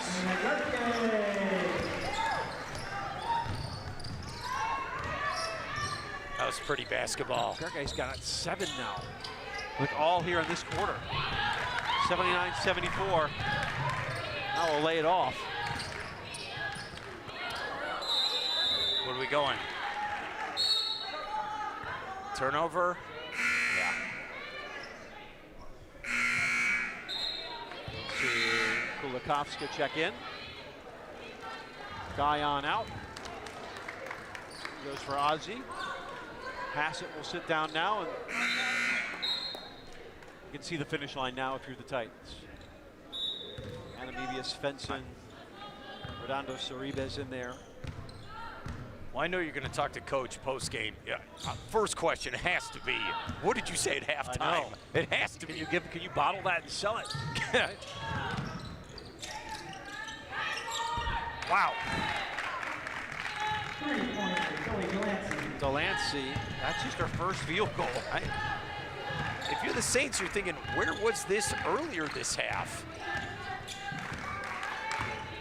Well, I think Eastern Florida's defense were the ones we that got had a walk or foul?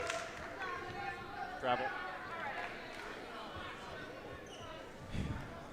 Yeah, I mean, my stats I got, look, third quarter 18-2, 0 field goals given up. Saints don't score till what, 4:38 mark here in the fourth quarter. These populars at Prime Sports Drink. Look, if you go to a coaching clinic and you say, here's how you play defense, they still wouldn't believe these numbers. Under 50 seconds to play. Well in hand now. 22-point lead. Casey Lewis with the basketball for Santa Fe. Shot clock down to 5 and intercepted. Gurke. Go coast to coast and knock it down. 9 points all in this quarter for Gurke. Now what's it been, last 2 minutes? She's got 9 points, it feels like. Play me some more. All right, shot clock and game clock are about the same. So it should be the last one of the game. Play for the last shot. There's Reddick. Throws up a crazy shot, draws the foul to extend the game here. 6.5 to play.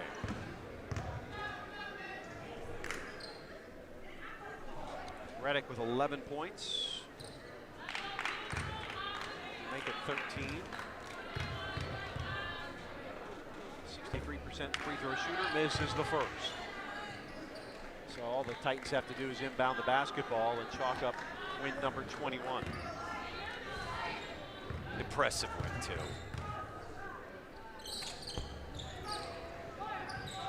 One last rebound for Putu. They count him down, and it is 21-1 with a 76-52 come from behind victory over the Saints of Santa Fe College. Women's basketball team will be back at Titan Fieldhouse next Saturday in St. Petersburg College. We'll wrap it up with the head coach right after this on WEFS.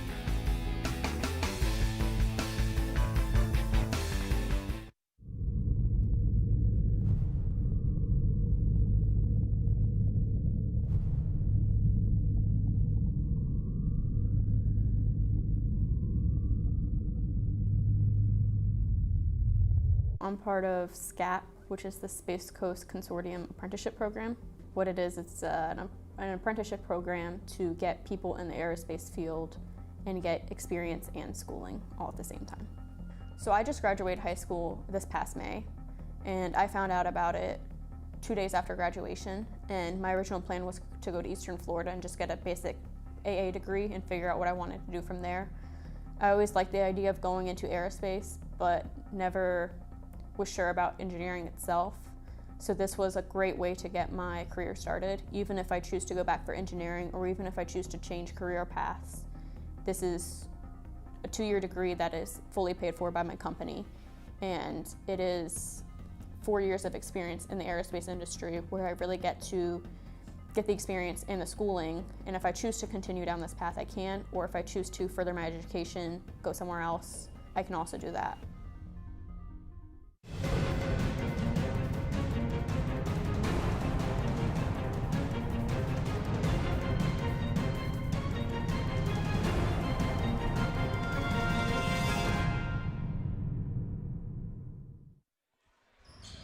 Now the Titans, a 76-52 come from behind victory, if you can believe it, here at the Titan Fieldhouse on Saturday afternoon. Joined now by the head coach, MJ Baker. You talked to our Mark Moses at halftime. You were not happy with the defense, the hustle, the effort, you name it. But you bottled something in that halftime locker room and came out and didn't allow a field goal in the third quarter. Yeah, the first half we weren't really playing our game. We're a very defense-motivated game. That's how we play, very defense-gritty. In the first half, we were letting Santa Fe be too comfortable. They're a really great offensive power team. So if you let them be comfortable, they're gonna be able to hit shots. I mean, they do a great job. So at halftime, it was just like we got to get gritty, those 50-50 balls. Like we got to do the little things and do it the Eastern Florida way. Is this one of those games that epitomizes that Eastern Florida way where the defense really kind of spurns on the offense? Yeah, I mean, we're averaging almost 82 points a game and holding our other teams to I think around 46, 47 points per game. So the fact that Santa Fe had 41 points at halftime, that's usually what we hold people a game. I think it fired them up too because we take a lot of pride in our defense. We know the offense isn't always there, but our defense and rebounding we can always count on that. Talk a little about what Loriba brings. I mean, kind of does it on both ends for you. Yeah, Leilani Stitch, we call her Stitch, but she was our leading scorer, and I mean, she's our floor general. She runs the team, she gets us going, she motivates us, she's our hype man, she's our heartbeat. And then you have Laura and Ozzy inside, our two post players. Laura was in there, she was just short of a double-double, but Ozzy was in foul trouble the whole first half, which really hurt us, and she had 11 points and 10 rebounds in the second half alone, because she didn't do anything. She got 2 fouls within like 40 seconds in the first half, so having that beast on the bench the whole first half kind of put us out of sync. But the inside presence and just the guards coming out, playing good D, and just making good decisions with the ball. We always know that when you're coaching, there's going to be a response when there's some adversity. Yeah, you certainly have to be really pleased in all aspects here in the second half. Yeah, I'm proud of them. I mean, it's hard. I mean, the last time we played Santa Fe, they were up 13 on us in the first quarter. We end up going into halftime up 3. Santa Fe's a really great team, and if you don't make them uncomfortable and play defense, they're going to make you pay, and I feel like the second half we did that. So facing adversity is good for us because we're trying to fight the complacency and the comfortableness of just coming on the court and just thinking we could go in the motions, and when we get hit like that early, it was a good test for us, and we love how my team responded. You brought up Stitch, Leilani Yeah. Guy on what really started stroking it. She has those little streaks where nothing's going to miss from her. Yeah, she gets hot. When she gets hot, I mean, you can't miss. And then she just does so much for us. But a lot of it's just her confidence. We can always count on her. Now you got to keep this going. I guess that's the challenge, right? After every one, you got to put it behind you. And every Wednesday, every Saturday, it's another one. And now we said during the broadcast, it used to be where you were trying to pull upsets. Now it's like you guys have the bullseyes on your back. You're the defending champ. It's definitely a different pressure. Me and Coach Yoda talk about it all the time, like being up top. On the mountain sometimes the air is very thin up there. It's definitely a different pressure than we're used to. We're used to being the underdogs, but having everyone, but our team's mentality is that, yeah, we're getting hunted, but we're still on the hunt as well. We took that from Georgia's coach on the football side. He's like, man, we're still on the hunt. And that's kind of our mentality too, is still be hunt, still get 1% better and still get better. We've been starting slow every game. Every game's very slow, and then we start get going, but we got to do better in the first, second quarter.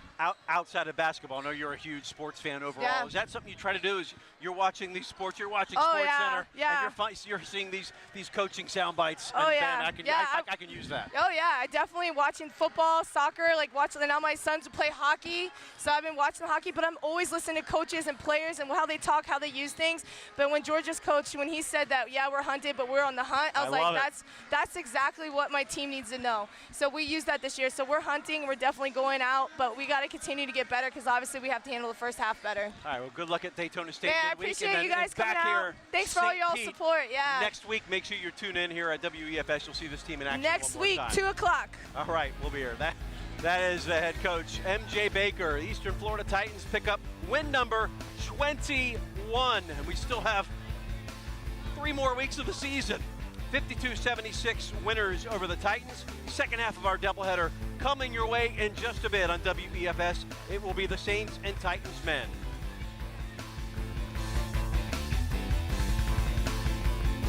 Come on, now you're on your way. Come on, like it's like that. Come on, now you're on your way. Come on, like it's like that. Come on, ride with me. Now you're on your way, like it. Lights, camera, action. Discover the arts at Eastern Florida State College, where you can train for exciting careers and gain personal enrichment in programs for the performing and visual arts. You can earn an associate's degree as a stepping stone to a bachelor's degree at another college or university, making Eastern Florida the perfect place to start your journey. Along the way, you will benefit from high-quality courses, excellent instructors, small classes, and transferable college credits. The programs are based on the college's Cocoa campus, with performances held in the beautiful Simpkins Fine Arts Center. The center has 2 theaters, practice rooms, and a state-of-the-art electronic keyboard lab. 4 areas of study are available: music, theater, studio art, and dance. Music students can harmonize through concentrations in instrumental music, choral, music theory, and music composition. They can participate in 8 musical groups, ranging from orchestra and jazz to a concert choir. The studies can lead to careers on the stage, with Eastern Florida graduates performing in world-renowned orchestras at the Metropolitan Opera and in Carnegie Hall in New York. All the world is a stage in the theater department, where acting classes teach students basic techniques. There are also courses in voice, movement, directing, and auditioning to prepare students for more advanced theatrical work. The department stages 3 plays a year, with alumni performing on cruise ships, theme parks, and in regional theater. Influences from Van Gogh to Picasso and other great masters flow through the Visual Arts Department, where students learn the fundamentals to find their own voice and style. Work in drawing, painting, pottery, and sculpture complement the study of art history to give students a well-rounded art education. Students exhibit their work and can use their talents to eventually become an artist in their own studio. Another option is studying dance that also gives students personal fulfillment and career opportunities. Whatever your interest, follow your muse to Eastern Florida State College, where the arts can open doors to a creative future. To learn more about the arts program and scholarship opportunities, visit easternflorida.edu/go/arts. Just recently, we moved here to the Palm Bay campus, into this facility. It encompasses about 25 acres. The facility at Eastern Florida State Fire Academy is by far one of the best academies, in my opinion, in the Central Florida area. I chose this area because it was one of the highest ranked fire academies on the whole east coast of Florida. So our instructional staff consists of firefighters that are still on the job. Instructors bring many different skill sets, and I like the mix, to be quite honest with you. So when you bring all those different skill sets to the table, the recruits are able to gain so much more knowledge than maybe other academies. They're not only instructing us what they're supposed to be teaching us and getting us ready for our state test, but they're giving us real life examples of how things are going to go, not just to pass the academy, but to prepare us for the real world.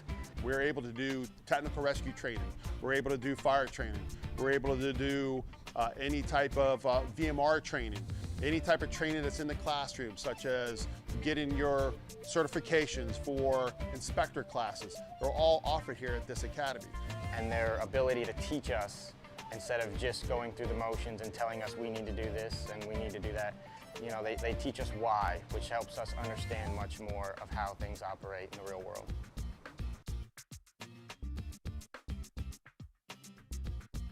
My name is Kaylee Majeka, and I am in the welding program at Eastern Florida State College. I wanted to get into the program to further extend knowledge and just be able to make a career out of something that I really enjoyed doing.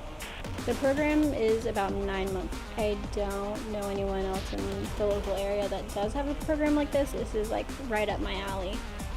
So that's my end goal, is just to have my own business and create things.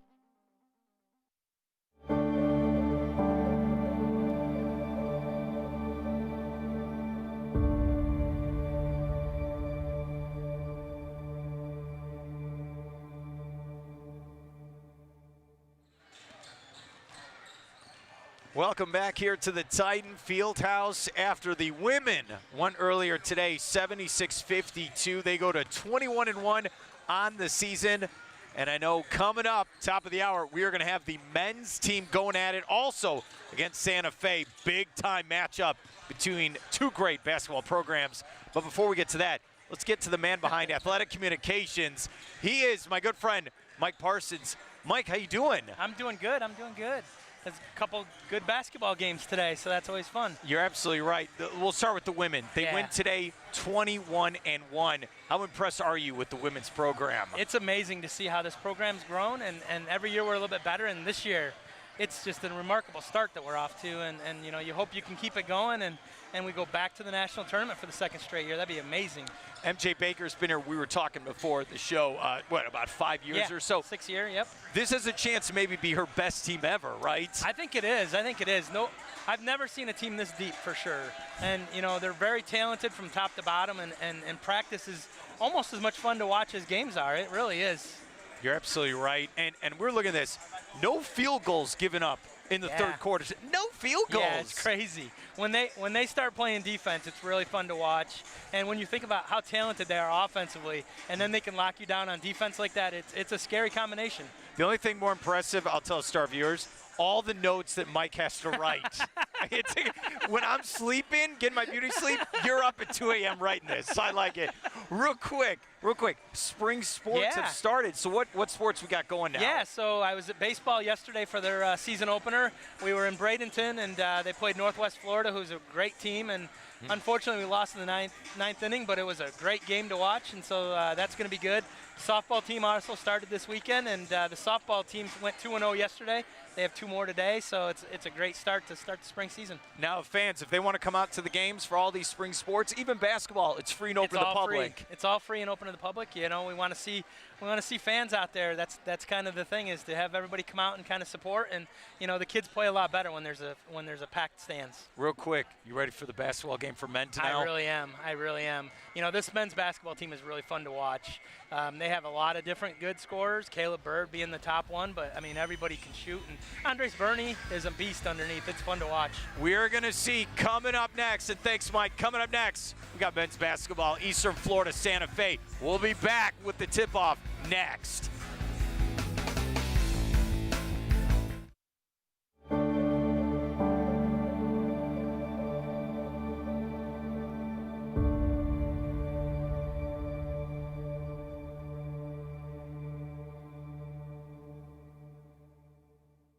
Theater teaches life skills that no other program is going to teach.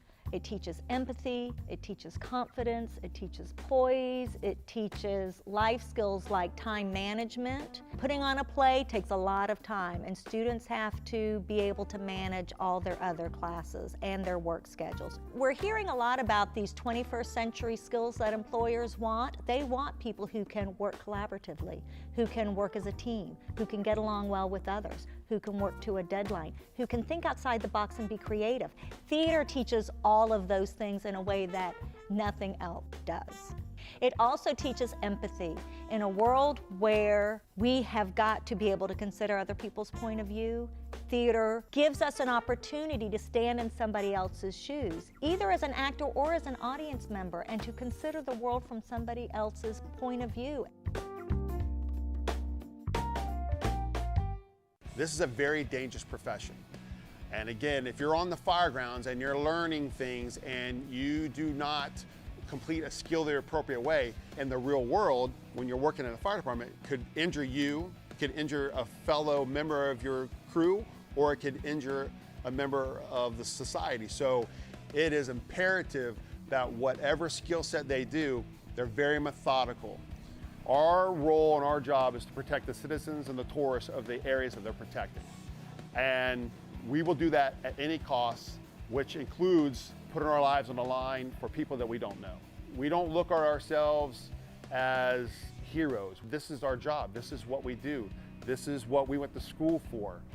And though a lot of individuals have thanked us over the years, our mindset is we don't want nothing more than to be able to go home and see our own family at the end of the shift.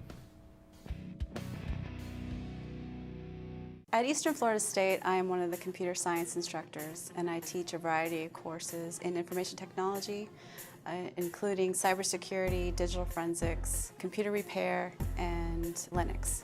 We're looking to create a new story around cybersecurity, and we are doing that by giving students the ability to engage in critical thinking, hands-on type labs.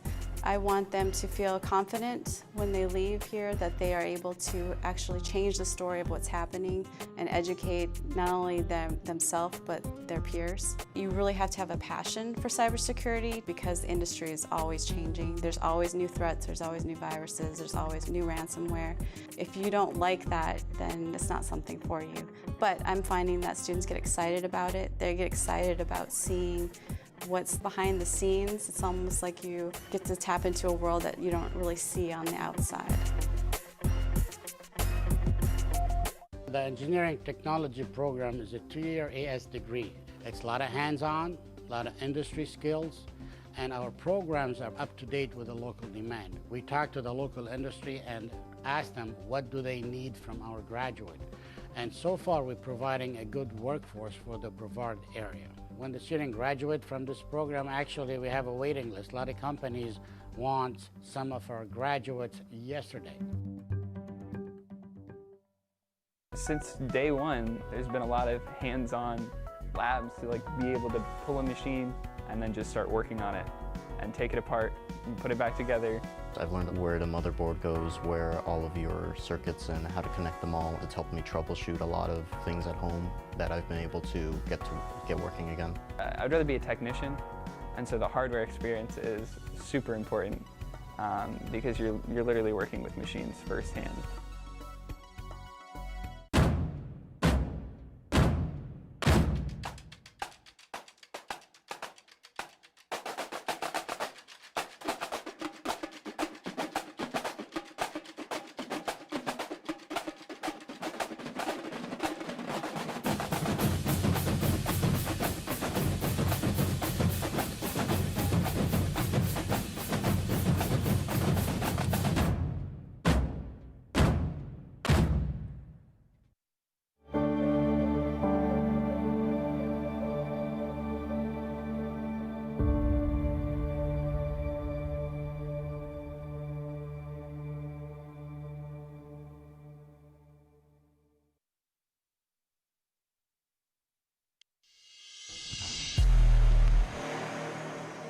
Men's basketball coach Jeremy Schulman has led his Eastern Florida Titans into contention for a Central Conference title.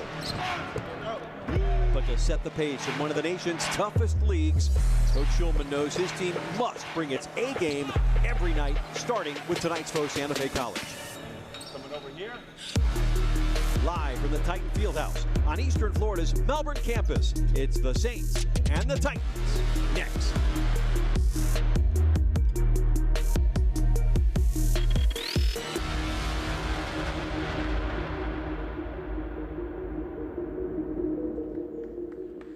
Well, it is a Saturday afternoon Central Conference Hoops special here at the Titan Fieldhouse. Second half of our Eastern Florida doubleheader. So glad to have you along. I'm Jeff Radcliffe. Alongside me, the one and only Mark Moses.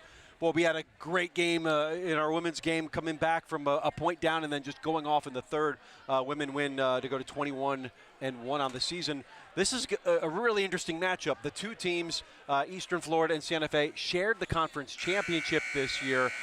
A lot on the line, even though the Titans coming in 6-0 on the season. Yeah, I could just feel it. For our viewers, I could feel it in the air. Both teams walking by us before tip. Yeah, they're ready. This is, we're going to have a basketball game. I know it's cliche, a big-time basketball game today. Well, the Saints 12-8, 4-2 in Central Conference, just behind Eastern Florida's 6-0. Nasir Mann, 13.8 points per game out of the Villages, and he had 15 points the last time these two teams met on the 11th of this month. Yeah, looking at the stats, scored in double figures the past 9 games, 3 double-doubles. His high's 24. You better guard this guy. Andres Burney for Eastern Florida, number 24, the sophomore from Alabama. Second in the state in rebounds per game, 10 double-doubles. He'll need to be big tonight. Yeah, he scored 30 twice this season, and you're absolutely right. Double-double machine. Titans are going to need him to show up tonight and have a big game. Well, joining man in the backcourt for Santa Fe, Jalen Spear leading the team with 17.4 points a game. Cole Deptula, Nicolas Numeros, and Cordell Brown, who had a big game against Eastern Florida a year ago. Titans will counter with Caleb Bird, 23.7 points per game. That leads the state. Jaden Witter-Watts, Brandon Garcia, and Owen Aquino joining Burney. And what should be a cracking affair here for head coach Jeremy Schulman in his 13th season, over 300 wins, 30-plus players to Division I schools, and even more of them being introduced to the crowd tonight, most likely. You're absolutely right. And let me tell you, I was here Wednesday. I was watching Eastern Florida. They won a close game against Polk State.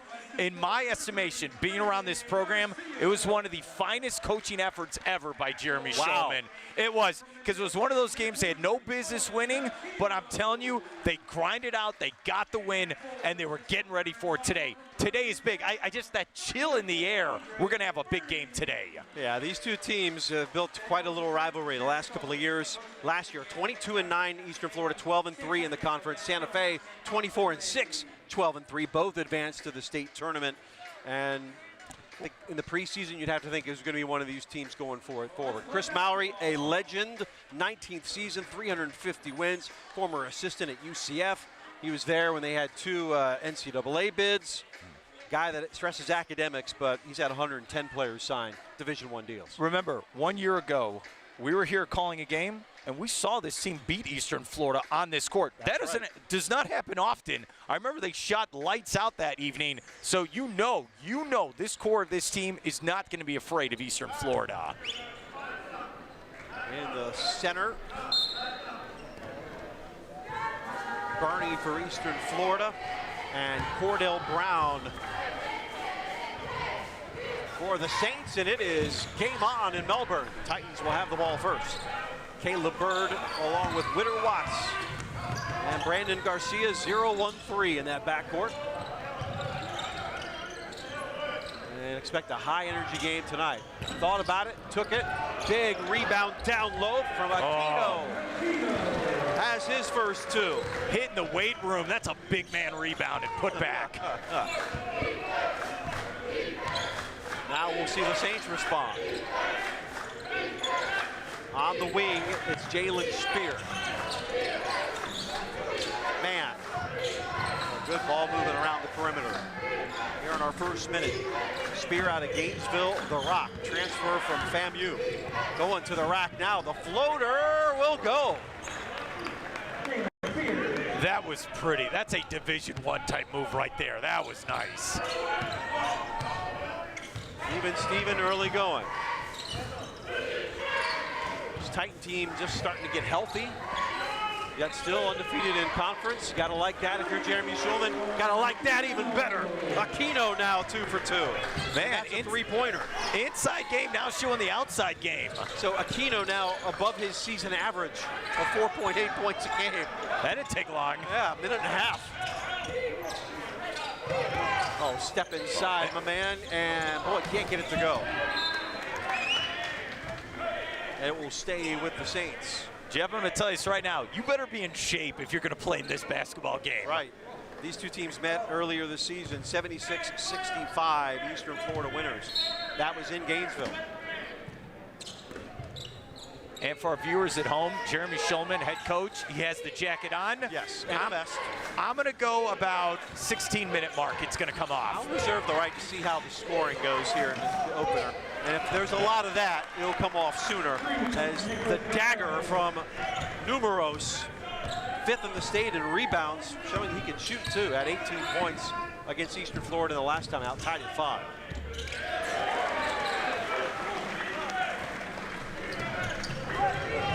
Seven, 5. What do we got? Fouls on number 1, J.D. Watts, his first, Kingsford.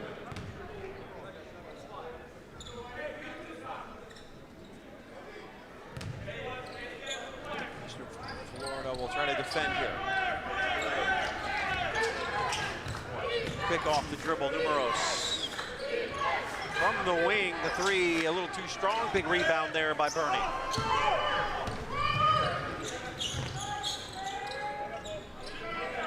Martino provides the screen.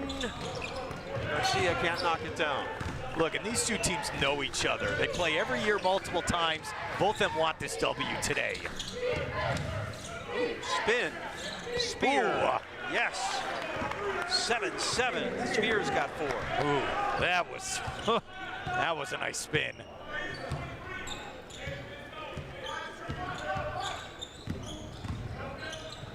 Oh, all alone. Witter, Watts, no. Back down the long rebound. Back to man. Sear giving it up at the foul line. Nope.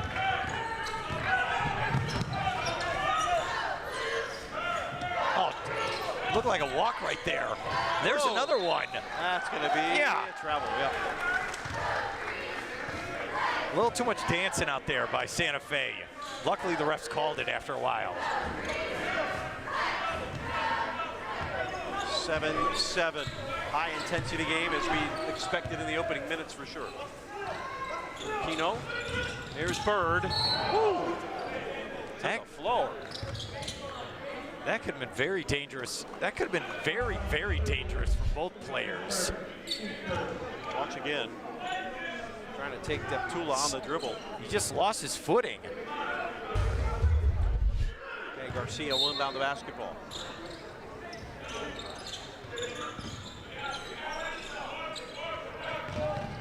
On the baseline, the spin is in. No. Kino couldn't get that to go. Physical play so far. Calling it out, Galen Spear. Numeros. And it's stripped.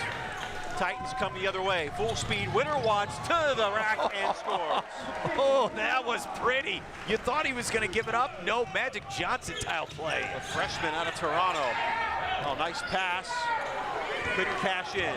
2-point advantage, Eastern Florida. On the run, Bird. How about this? Flying through. 3 is a Bird. Draws the foul. Fouls on number 2, James Spear, his first. All right, this is nice. This, we do best of video of the year. We're going to see this right here. I'm telling you, behind your back, this is not easy to do, and you get the easy layup. Bird, an 82% free throw shooter.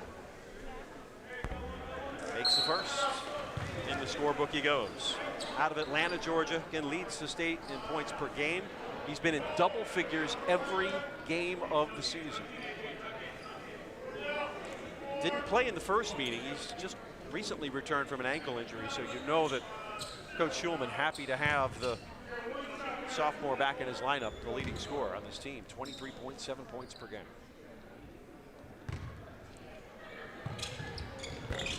And can't get the second. Nearly came out with a rebound. Numeros able to corral things. Spear. Pull up and hit.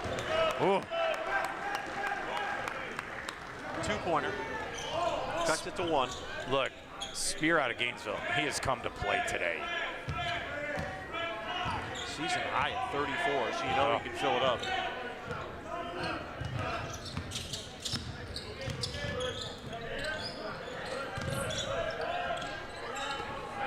open man. Shot clock down to 7. Thinking about it is Bird. He'll go to the rack. What a take. Caleb Bird. His first field goal. Titans by 3. Ooh, nice fish. And good finish by Cordell Brown. His first bucket. Out of Orlando's Ocoee High School. Had 11 points and 6 boards against Eastern Florida in the first meeting. Hey, both these teams can score the basketball. Oh, no doubt. Yeah, we're not going to get no 45-40 final score today.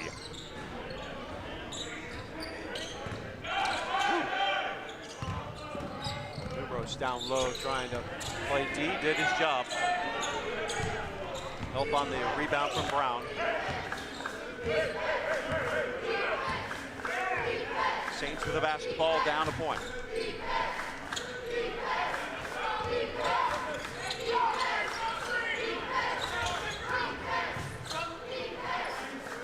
Just taking their time on this possession. And got it poked away. Titans looking to push. And it is true for Eric Parnell. He knew the minute he grabbed that basketball, I'm hitting this shot. Local boy out of Melbourne. 18 points against this team in the last meeting. 15-11. Look at this. He set his feet. He knew exactly what he was going to do when he got the ball. Sets his feet. It's a big-time shot. And timeout. The media timeouts, it's new this year, at every 5. So after the 15-minute, 10 and 5 mark of each half, automatic timeouts. Like you do in Division I ranks where it's every 4. Yeah, you look at Eastern Florida, so what, 16-5, 6-0 in the conference. Beat Polk State, like I said, a very hard game, 82-77, won 7 in a row. We're going to get a ball game tonight. We're going to find out a lot about both teams, especially as we get right into that final stretch of the conference play. I think Jeremy Schulman will tell you they haven't played their best basketball yet. No. But still coming out here 16-5, 6-0 as you mentioned. 3rd in the state in rebounding, 44.9 per game. Really haven't hit their stride though, really, when it comes to shooting and some of the other things we're used to seeing here. And look, Jeremy Schulman, his team's been to Hutchinson, Kansas. They've competed for national titles. He knows what it takes to get to that level. Defensively, a big challenge tonight. Santa Fe, one of the best 3-point shooting teams in the state. 35.1 from downtown as a team. 3rd best in the state. They've got 3 guys that are north of 39%. That's scary if they get hot. Really is. Good defense can stop it though. 15-11.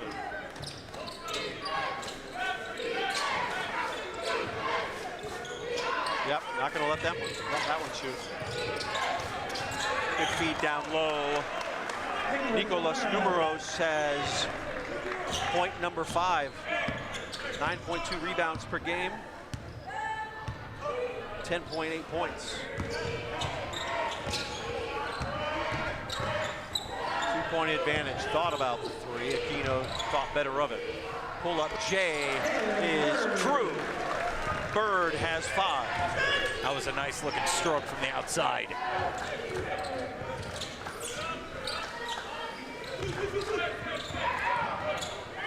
Losing the handle, Deptula. Oh, how about that pass? Oh. Freaking down the middle, Bird with the finish. That was a messy type pass there, right down the middle. And Bird, he knew how to get separation, how to catch it perfectly. It looks like it looks like he's playing football out there. Yes. What a catch.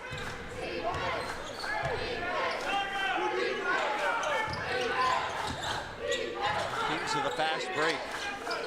19-13. Here's the 3-point attempt. It is short. Easy rebound for Aquino.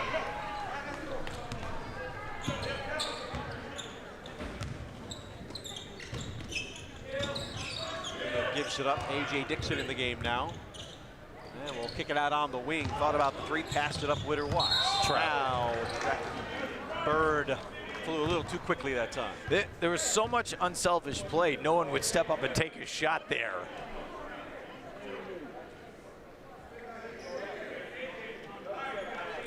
I'll just tell you this. I like the style of play so far. Yeah, what do you think of the pace? It's very exciting if you're a basketball fan. If you're watching at home, online, we got a game today.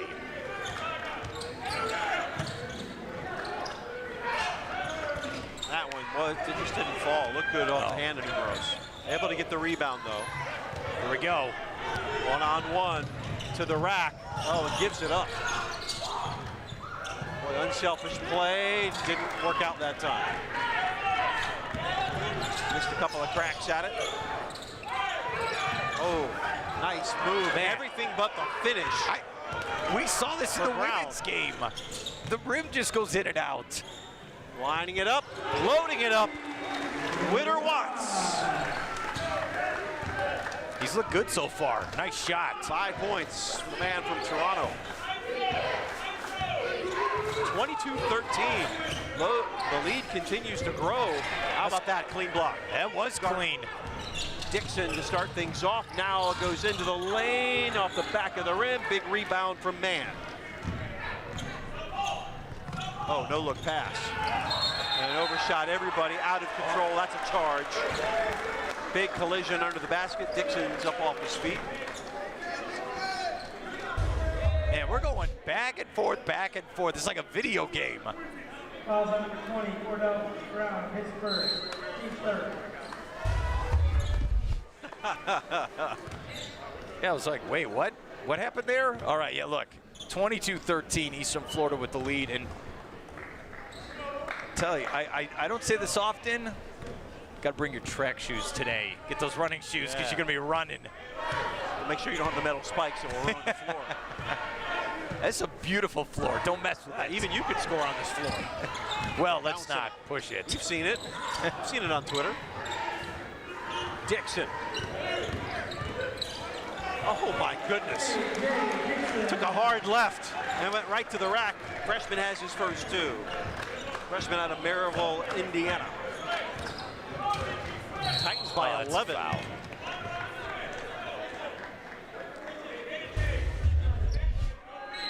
Watch this. Just that last step was a doozy. It's our first TV game of the year. We appreciate everyone watching at home. And you can see the Titans. They want to come out and make a statement today. This is the style of basketball we're going to play. In the corner. The bench was there quickly. Oh. Shot hits it to go. What? Mackay Bowles, the scoop, redshirt freshman. Hey, he'll take it. Transfer from Southeastern. Cuts it to 9.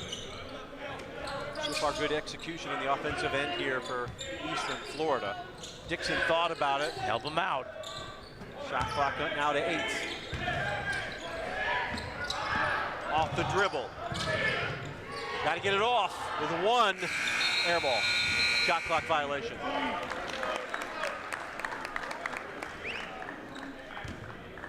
Good defending from the Saints.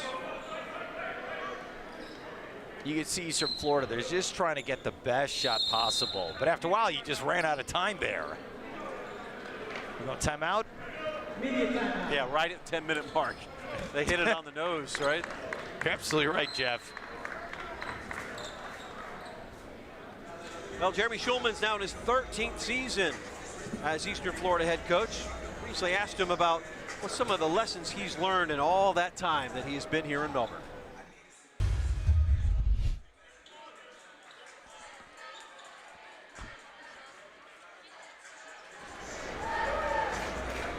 Well, I guarantee he's learned a lot more than that. Yeah. Yes, he has. And he continues to learn, right? He's not one guy that's going to tell you that it stops at a certain point no matter how many wins you get. Here's the best part about Jeremy Schulman. You know, he loves coaching this team, he loves recruiting, he loves getting guys that next level, Division I. Best part is when you message Coach, you'll be like, hey, I'm excited for the game Saturday. All he writes back to me, he's so busy, big time. That's all he writes. All the celebrities in the house with Dr. Ritchie. There is no bigger supporter of athletics here at Eastern Florida than the president. He's got the look on his face. He wants to see a win.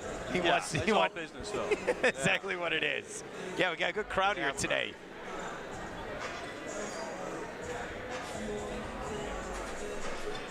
Leadership of Dr. Ritchie, of course, Jeff Carr.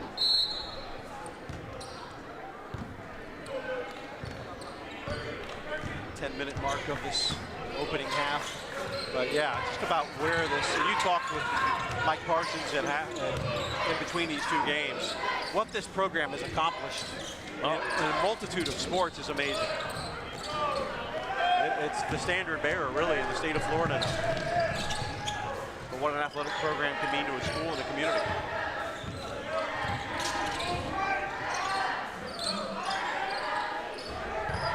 What do we got here? Whoa! Oh, leaving the gym. That's a jammed finger if you ain't careful. And you're absolutely right. You think of men's and women's basketball, and you think of softball, baseball, soccer, men's and women's, golf, all the great sports. National champions, yeah. We're just starting up with spring sports, you know, this past week. Yeah, excited to see the baseball team this year, softball team, high expectations. Shot clock down to 4 and bailed out by the foul from Jalen Spear.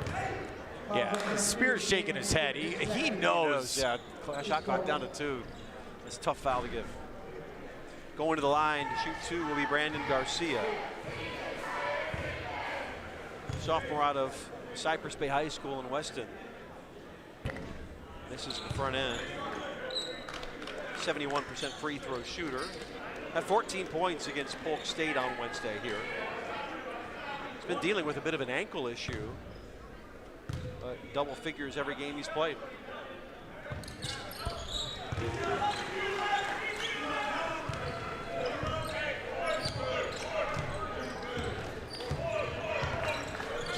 .24 for 15 now. 9-minute mark of this first half. Up off the glass, no good. Another board from Bernie. Woo. How about the pace here, kicking it out. It was wise to pull that back out. Inside out game that was turned over. Renoy. Pull up, Jay off the glass, doesn't go. Rebound Aquino. And Jeff, the TV cameras are not giving justice how fast people are running right now. It's like vapor trails. Oh, beautiful feed and the jam. He's been waiting for that. You know, he's just, he probably woke up this morning, man, I just want to get a big dunk today. Yeah, that's the way to start it out. His first bucket, 27-15, the lead is 12. What do we got? Foul. Look again. Look at this. I can only do this in my dreams, but for this fine gentleman, this is a reality. Ooh.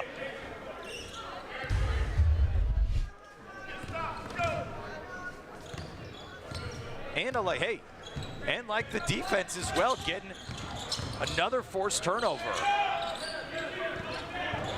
And then we have that. Give it back, yeah. Tuca played that game.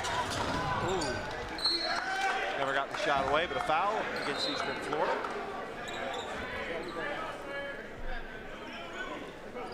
Or was just out of play?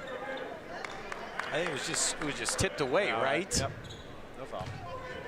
I beg your pardon. Renoy. Miramar to inbound. Good feed. Oh, boy.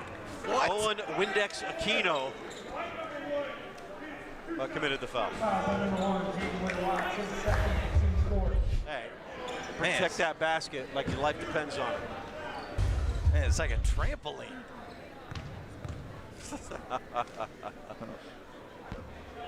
Missing the first is Cordell. 74% free throw shooter.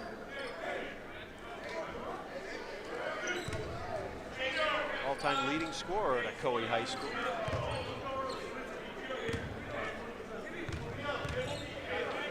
Pharmacy major.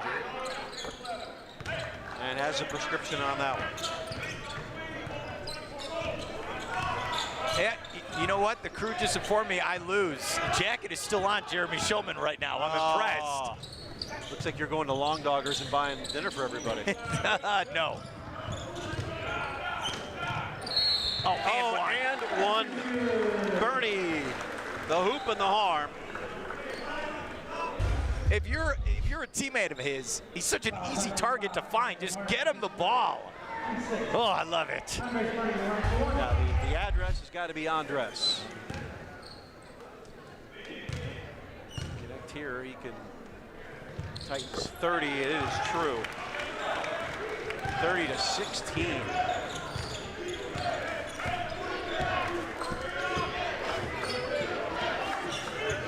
On the point, Renaud. Right down, laid like a cheese cutter. Oh, playground move, I like it. Gotta have the chutzpah to pull that one off. 30-18. Thought about it. Pulling it back out is Aquino. You want him under the basket. Turn around, doesn't go. Aquino over the back. Fouls on number 23, Owen Aquino. His first, he's hit. All right, first personal for Aquino. I like this kind of twin tower action here. Aquino and Bernie down low. Right.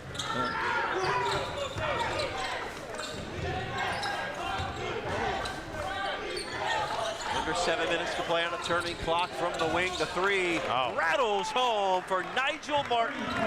That's a big bucket for the Saints. They needed that. Out of Cleveland, Ohio. Transfer from Shaw University. Oh!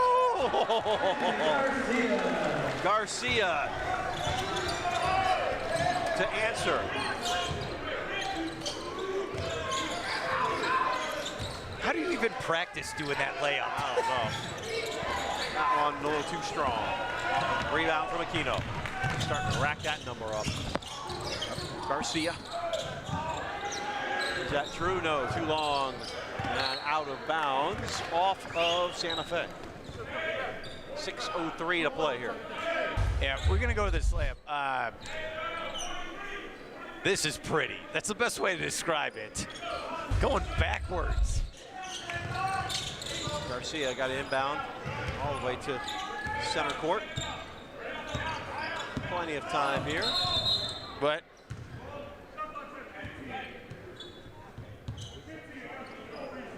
they're going to reset. The shot clock needs to be at 15. It didn't reset.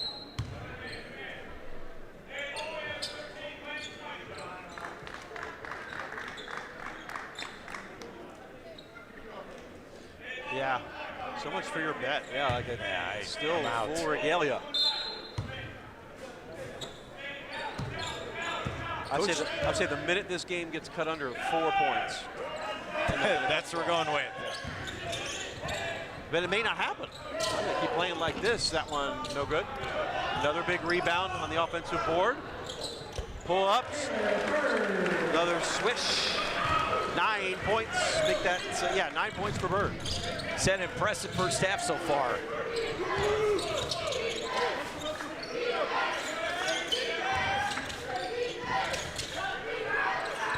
Ooh. Smoking. Nigel Martin back-to-back threes. Lead cut to 10.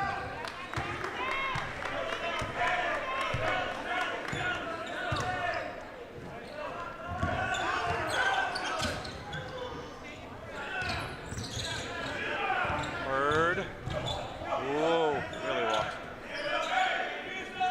Shot clock to 6. They count it down. Down to 3. Got to get the shot off. At 1 it goes. Shot clock violation, didn't hit the rim. Second time that's happened. So good defense from Santa Fe. That gets an attaboy from Chris Mowry. And we've reached the under 5 media timeout. 34-24. Yeah, 2 big threes.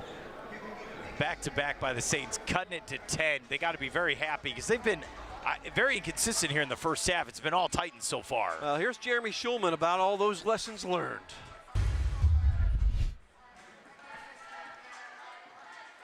Well, one thing I've learned is that things are always changing. And if you're not changing, you're not adapting, then you're falling behind. And you can never get comfortable. I thought it was hard building this program up from nothing into a championship, contender. And I've realized it probably even harder has been sustaining it.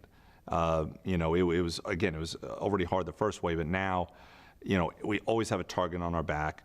Every new, young, hungry former D1 assistant coming in as a coach just wants to use it as a springboard after 2 years of junior college to get back to Division I level. And so it just has gotten harder and harder. And the transfer portal at the Division I level, there's always been some transfers at the JUCO level, but between Division I transfers and now junior college transfers are more common than ever before.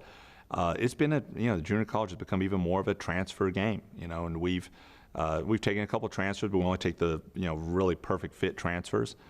Generally, we want to develop guys for 2 years and do it a little bit different than a lot of the other guys have done it. But junior college basketball nationwide is just it's just incredible. And of course, in the state of Florida, being the best league in the whole country, it's just a gauntlet. And if you're not improving, if you're not adjusting, if you're not adapting, then you are getting left behind. So that's something we're trying to stay on the cutting edge of everything. Titans trying to lead behind the Saints here in this first half, unable to pull away yet. Up by 10, make it 8. Santa Brown gets his second field goal. Santa Fe has woken up here in the last minute or so. Lead cut to 8.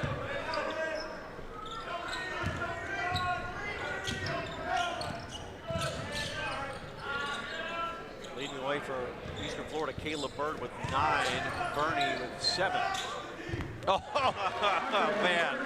Bernie now has 9. Excuse me, he heard me talking. I swear, it felt like he was going to pass it the last second. He said, all right, I'll just throw it up. Back to 10.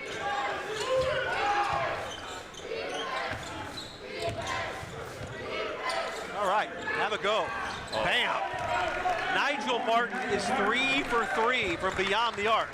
Hey, give him the green light because it's been working so far. All right, so if you see number 5, get out there. Single-handedly help Santa Fe back within striking distance here. 3:19 to play, up under the basket. It is good for Bernie. We highlighted him. He's coming up here big in the first half so far.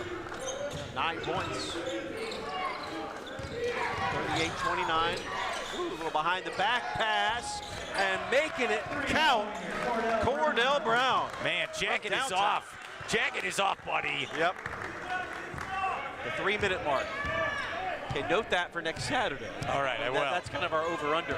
Okay. Like 3 minutes to go and a half. Well, will you take the over or the under, like before or the after? I'll take a win. Right. And everything but the shot falling through. Lead is 6. Trying to cut it further. How about that defense there? Foul against Santa Fe. Man, Coach Schulman is fired up right now talking to his team. He is fired up. Foul against Numeros, maybe? Is it 1-3? Yep. Look, this coaching staff knows Santa Fe can come in here and steal this victory. They've got to play well. And essentially, Eastern Florida, there was 4 minutes here in this first half, all Titans. And all of a sudden, the Saints have woken up. Aquino to shoot. Here in the bonus. So 1-1. First one goes. Aquino is 74% free throw shooter out of Madrid.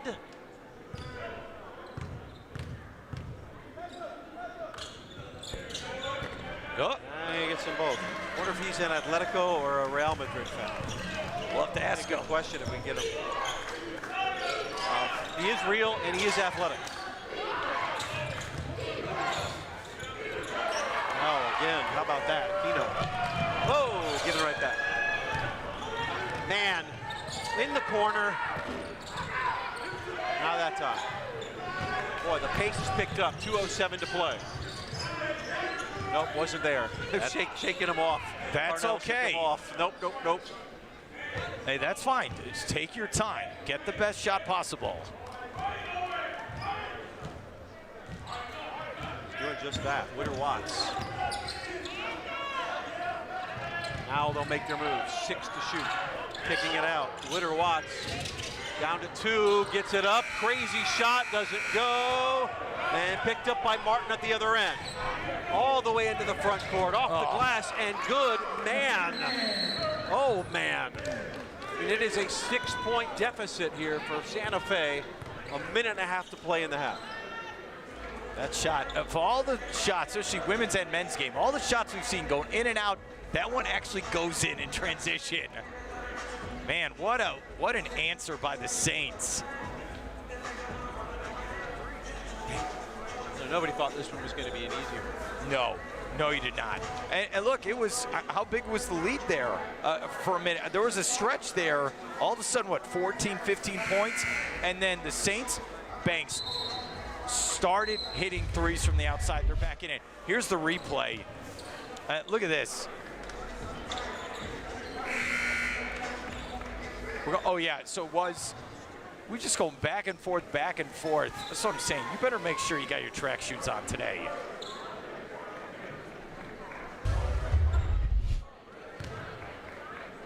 .90 seconds to play here, opening half.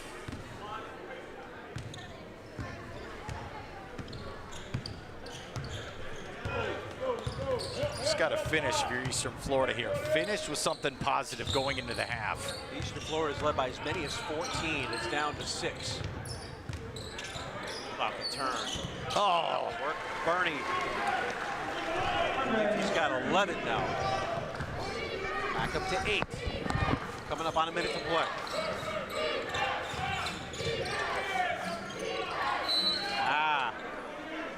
Boy, that's tough sledding right there. So Witter Watts called for the foul.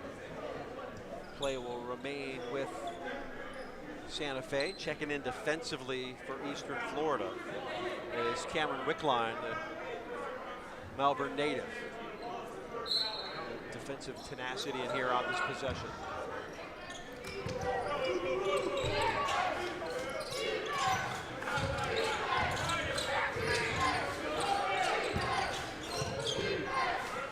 Corner. Work it down low. 5 to shoot. And it's turned over. Here come the Titans. Parnell. He'll wait. No, that was a shot clock violation. That wasn't the final whistle. So that was a mistake. That was a showstopper. Everybody stop. They'll pick it back up here on the inbounds, I'm thinking. Yep. The Wickline will do the honors. That's one way to stop a fast break. We'll take the timeout. No, just when you think you've seen it all.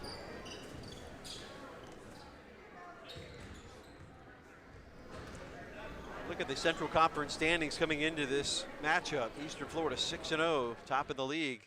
Daytona State just a game back at 5-1. Santa Fe 4-2. Could do a lot of good if they can pick up a win here and pull to within a game.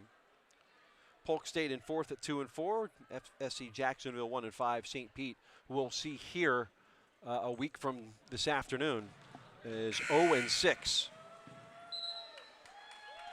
The Daytonas and the Santa Fe's, these are the teams you got to beat. Eastern Florida got a lot they could handle this past Wednesday.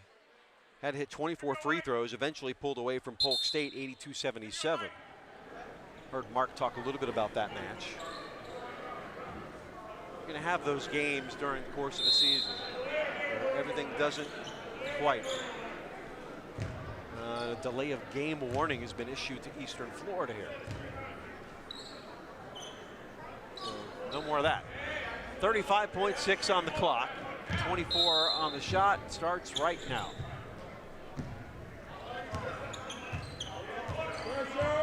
So about a 10-second difference. Titans cannot play for the last shot. They're going to try to minimize it. This is Dixon with 9 to shoot. They make their move. Parnell. Dixon Shot clock at 1, and they don't get a shot off. Jeremy Schulman pointing into his head, think. 11.2 left. Santa Fe can play for the last shot now. The awareness, that will be talked about in the halftime locker room, I'm sure. Waiting in the wings, Mark Mose, just to talk to Coach Schulman here after this final 11.2. Renoy down to 6, putting it down low and getting it to go. Cordell Brown down to 1. Three-quarter shot is no good. Brown able to cut it to 6. So at the half, 42-36 in a game that Eastern Florida led by as many as 14 in that first half. It's been whittled away to 6.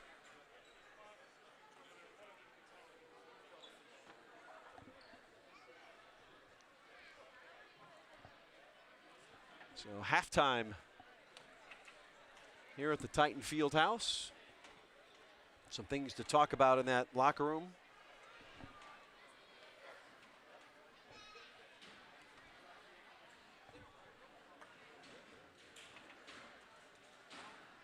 Six-point advantage. Again, these two teams met back on the 11th of this month, and Titans won by 11. Here is Coach Schulman with our Mark Moses. 6-point lead at the half, Coach. What have you seen so far? We've got to be better. You know, the stuff that's helped us in our 7-game winning streak has just been being disciplined, understanding our concepts, really executing every play. We've had none of that in the first half so far. So second half, and we're going to have to get back to who we are. We're going to have to execute. We have to be disciplined. We have to understand, you know, what our game plan is if we want any chance to be successful today. Good luck, Coach, then. Thank you. Thank you. Back to you, Jeff. Thank you so much, Mark. The Titans ahead by 6. Some work to do to finish this one off. 13 points for Andres Burney. We'll talk about that first half when we come back on WEFS.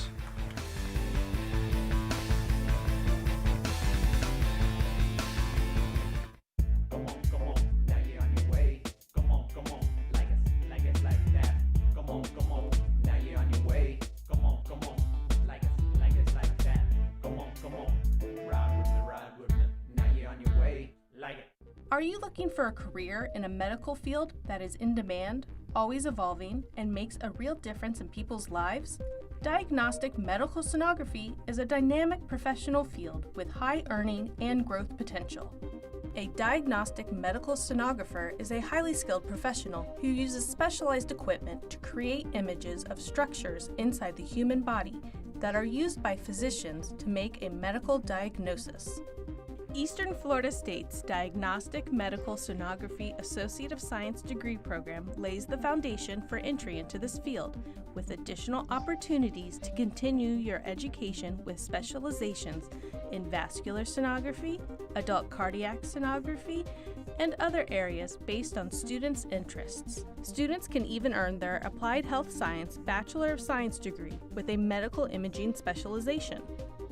The Associate of Science General Concentration Track is a full-time, 5-semester program accredited by the Commission on Accreditations of Allied Health Education Programs.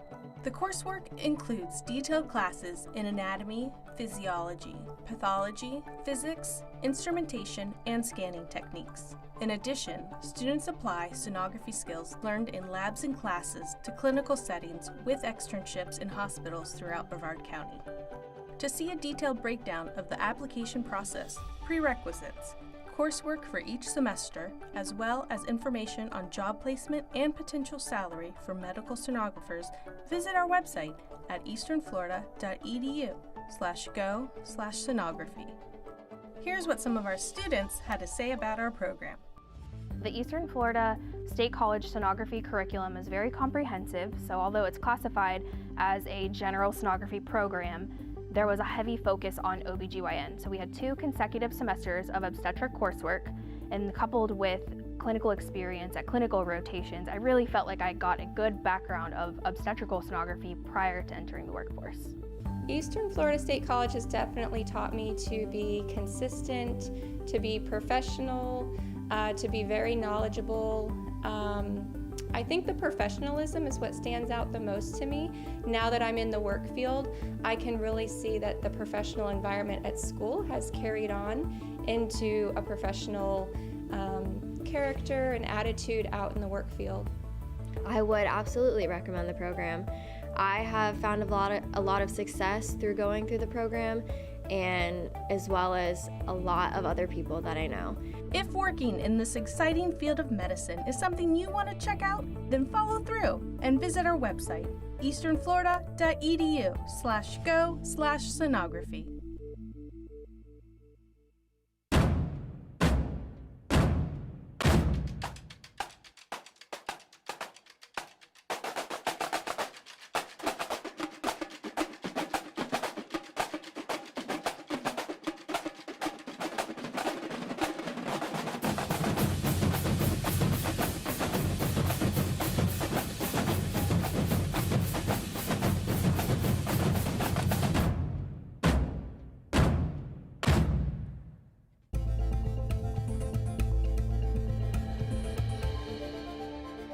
Basically, if you're joining the Eastern Florida, just become part of the Cyber Titans. Even if you're not going for a cybersecurity degree, the knowledge transfer that happens in that club applies to any tech degree, not just cybersecurity. So the thing that really was a turning point for me in this field actually was the club itself. The club gave me an opportunity to really explore and also gain confidence in myself that I didn't have before. But yeah, being the president for the cybersecurity club, it definitely led me into being in a more of a leadership role position. A lot of the employers, especially for students, they want to see that you're interact. They want to see you in competitions and stuff because they really do look into those things.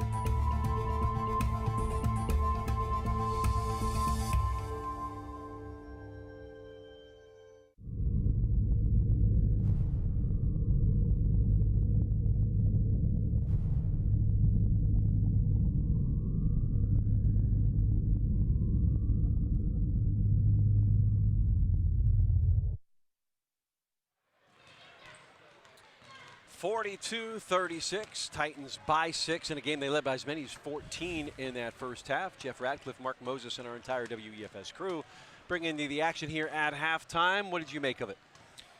Back and forth, and like you said, 14-point lead, and then all of a sudden the Saints started hitting three-point shots and get their confidence back, and now they're only down, what do we got here? Only a couple buckets, honestly. This is anyone's ball game. Yeah, a couple buckets if it's continuing to be the three-pointers, where Santa Fe 5 of 10 from beyond the arc, 3 for 12 for Eastern Florida. Want to bump that average up a little bit here in the second half if you can, but is that something, do you want to try to ride the three, or do you want to keep working it down low and getting that rebounding edge, which they do have 13-11 right now? All right, here's my rule. If you have Steph Curry on your team, you can ride the three. Every other team in America, stay and play your game. That's what you need to do. Well, Andres Burney was our player to watch, and for good reason, and he's not let us down. 13 points, 4 rebounds in that first half. Look at this. Look at this. I love it. Let's see more of that in the second half. And honestly, it's this 1-2 punch down low for Eastern Florida. And what I like about Burney, keeps his hands up, and he tries to get the best shot possible. And he has been working the offensive, movement under the glass. There's another one. These are big-time plays. Is this the one? Oh, man, you can't teach that. That was nice. Well, each team shooting about 53% from the field. The difference, I think, is going to be those effort plays, those hustle plays coming down the stretch between these two very familiar rivals who shared the conference title a year ago.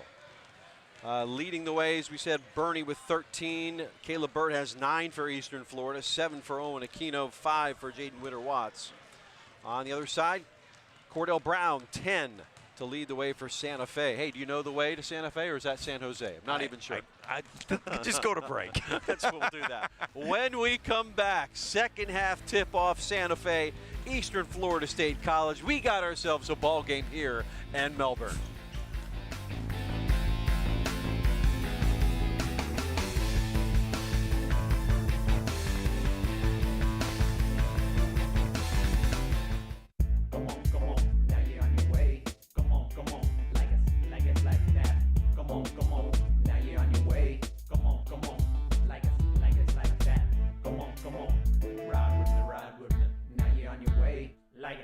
So here in Palm Bay, we have several cybersecurity courses for both the AS degree program and the BAS, and they span between cybersecurity and forensics.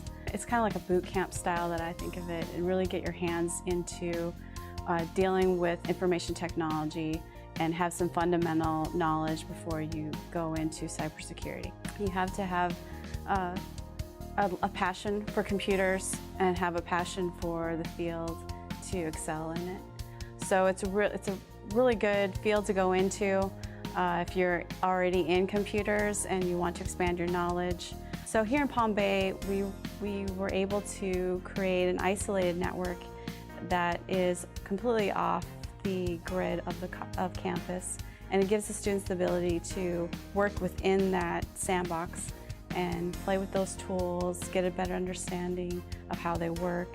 So we have a cyber range that has networking and server equipment that simulates a live data center. It's just kind of much smaller, but it gives the students the chance to play in a semi-similar data center environment where they can see what it would take to mitigate those types of attacks.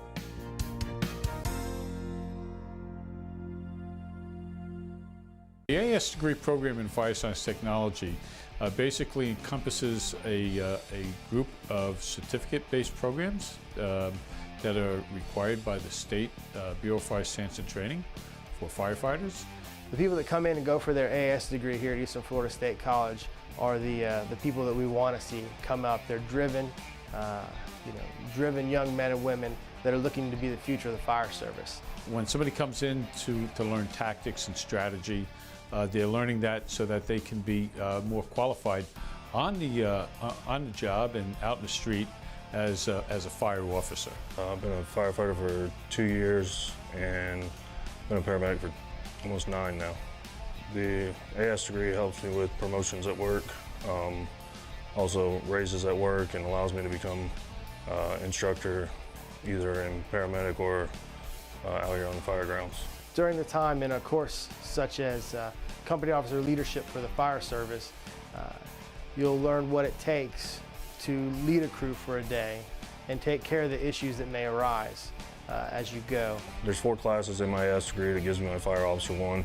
After you get these core classes and take the state test, you have to have a task book finished that you complete at work. When your chief signs off on it, you can turn it in and then take the state test for your FO1.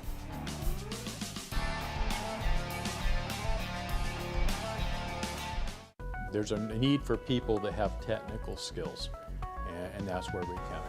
We teach quality, we teach safety, and then we also specialize with those skills needed for the industry in Brevard County. The engineering technology is a 2-year associate degree program. We have first-year core classes that are same as the other 17 colleges in the state of Florida that teach engineering technology, and then second-year options in fields that are appropriate for the county where you're based. So at Eastern Florida, we have second-year options in electronics and alternative energies and in advanced manufacturing. The majority of our students are people that are already working for some company and they want to improve their career. It's clean work, it's good paying work, it's high skilled work. From my personal experience, it's done me well. Build a successful career with a bachelor's degree from Eastern Florida State College. You can choose from nearly 25 tracks in today's top job fields of business, healthcare, and computer technologies, with classes tailored to meet your needs on campus and online. A bright future awaits you with a bachelor's degree from Eastern Florida State College. To learn more, visit easternflorida.edu/go/bachelors.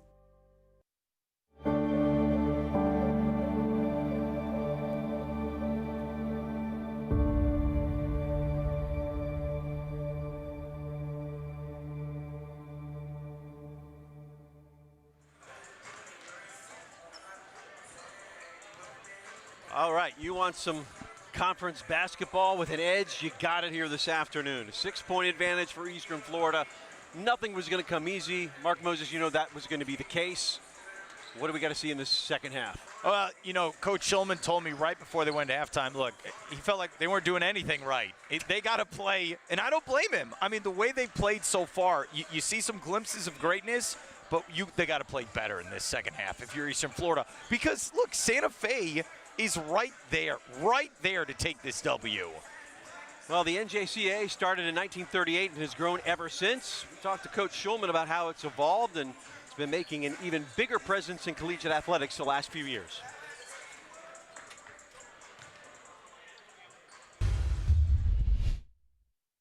It really has. It really has. I think there's a lot of reasons for that. I mean, I think Dr. Christopher Parker, who's the head of the NJCAA, took over, I think, a couple years ago. I mean, he's done a great job bringing visibility. You know, even with some of the television contracts he's working with ESPN Plus and working with some stuff on CBS Sports. You know, there's been a great social media presence.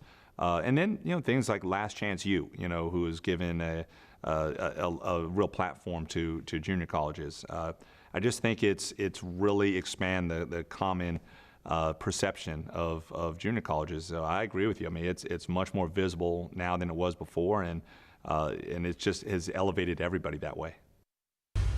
Wow, that Last Chance U have you ever watched that? That show, boy, it builds anxiety. It's a heck of a show. If you ever get a chance to watch that. So as Jeremy Schulman, invest as the vestiges of this game continue. Second half action. Saints with the basketball, trying to cut into this 6-point lead. They go to the line right off the start. Yeah, might as well. If you're the Saints, hey, let's set a tone here in the second half. We're coming right at you, and we're going to get to the free throw line. Cornell Brown leading them with 10 points, make it 11. Cordell is a 74% free throw shooter. 19 games played up until this point. 19 started, so he's 20 for 20 now. Tonight started this evening. You know what's funny? So like when I interview coaches right before we go into halftime, it's funny where I'm sitting here, it's one thing. You're watching on TV, it's one thing. When you're right under the basket, you're like, oh, that's right, I'm only 5'11". I'm not tall enough to be out there. I'm not lifting those weights and that stuff. Yeah. Not like that. Cut the 4, nice turnaround shot in the lane. Can't get it to go. Brown the rebound. Cut this down even further. Kick out, 3 on the way, an air ball. Man, that was in the air for a while. I know. Wait for that to come down. In the corner. Bird on the wing.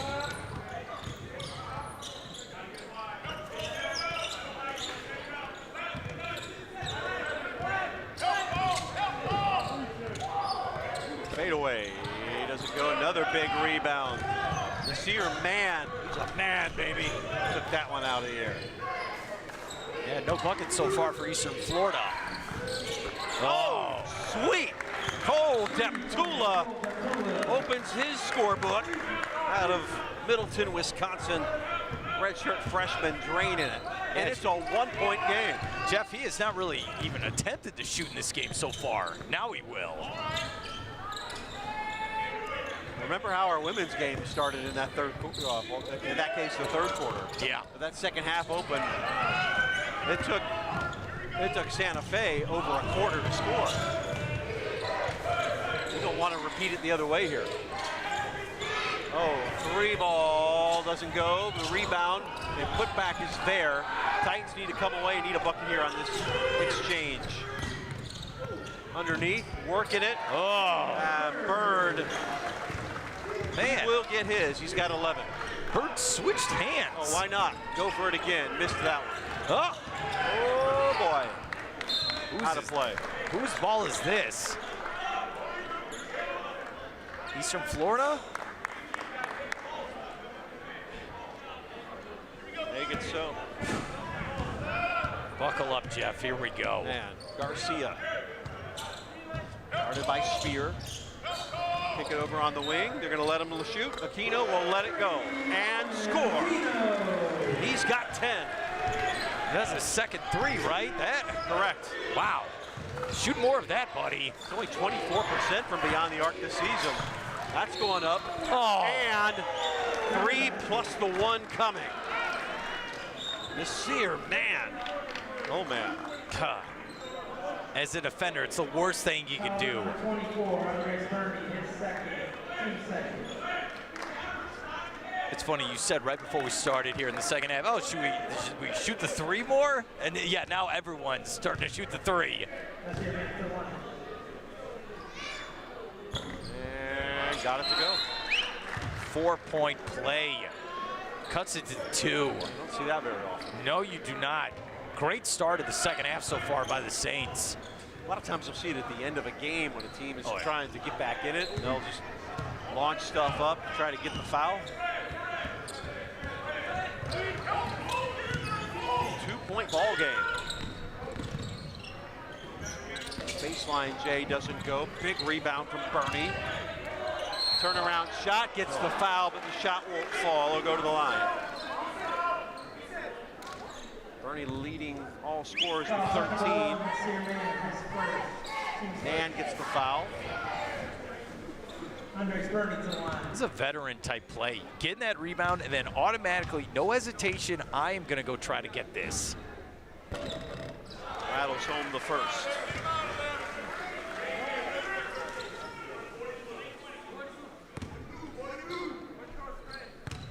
Bernie averaging 16 points per game. Right now he's sitting on 14 after going 1 of 2 from the line. Titans by 3. Spear. Thought about the 3 to Brown. He'll go to the rack and score. It's 4 points this half. He's got 14. What'd you say, it was 14-point lead in the first half? Yes, now, many has, yeah. Cut it all now the way back in 1, this. yep. Just chip away and chip away. Bird, that was cut off. Garcia, good defense here from Santa Fe. Cutting off the lane, there's nowhere to go. Oh, but the rebound to bail it out. Shot clock reset. Bernie. That's understanding where to be on the basketball court and wanting to get that rebound. He's at 16 points in his season average now. 3-point lead for Eastern Florida. Fouls on number 3, Brandon Garcia, his first, team third. Third team foul on Eastern Florida. Garcia picks up the personal, and Mann will go to the line. Out of Gainesville. It's been quiet today.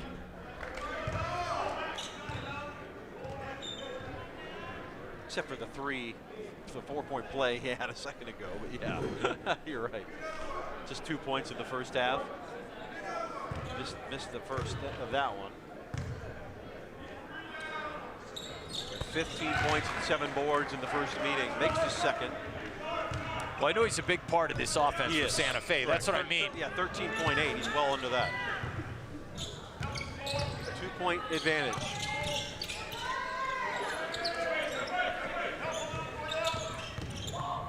Ooh. Bailed out in the last minute on the pass. Oh, Reno!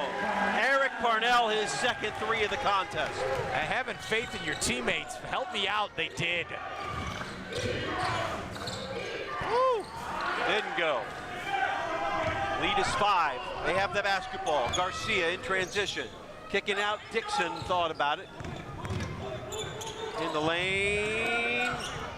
Not the best shot. No. Numeros. Top of the key 3. Oh, man. Wow. Brown. With all the confidence in the world.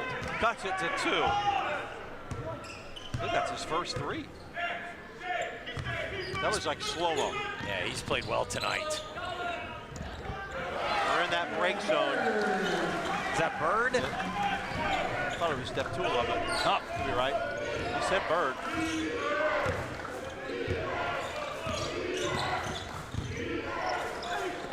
Oh. Yeah, Bird.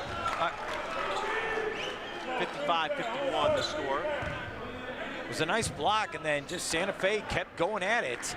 Goes to the free throw line. Fouls on number 11, Aaron Parnell, his first, team's fourth, immediate timeout. 14 fouls now. Yeah, 55-51, 14-39. It's a good game so far. Back and forth, back and forth. And it just looks right when the Saints feel like they're going to take that lead, Eastern Florida gets a big bucket. It goes without saying, the chances of anybody running the table in this conference is slim. It's just too many good teams. These two at the top of the heap, along with Daytona State. And look, here's the thing. We're coming at the end of January. We got 1, 2, 3, 4, pretty much 4 games left coming up in February. This will be very interesting to see, you know, with these two teams. We had this last year where, well, pretty much down to the last day of the season, Eastern Florida then won.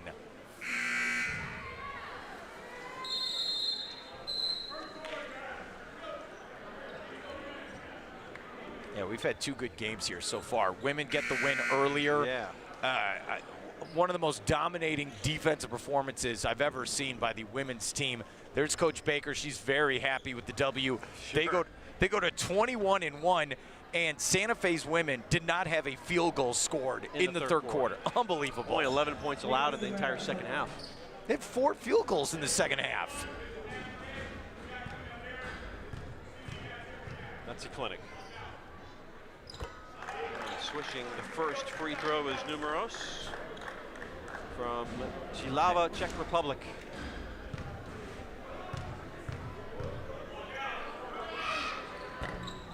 And Dobraden for the miss. I'll just tell you this, we had a buzzer beater win for Eastern Florida earlier this month. It might be in the cards today as well. This might go down to the stretch. Short. Rebound, Deptula. Lead is 3. What do we got? Offensive foul. Going to be called on Brown. You know, every possession is critical, Jeff. Every single one. You can't let this happen.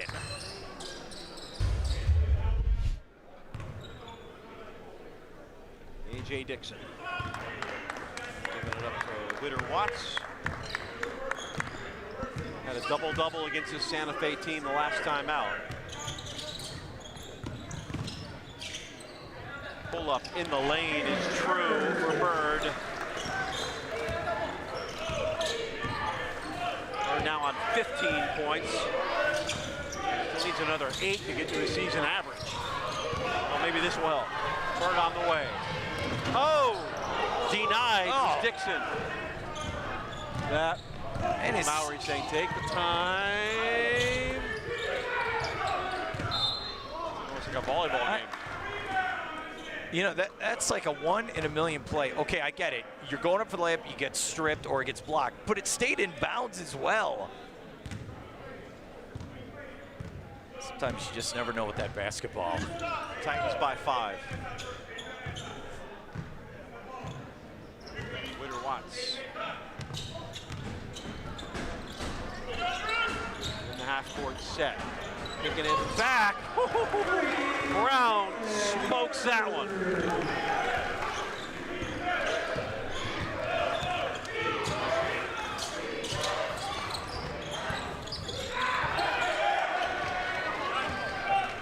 Make that Bird, excuse me. I beg your pardon.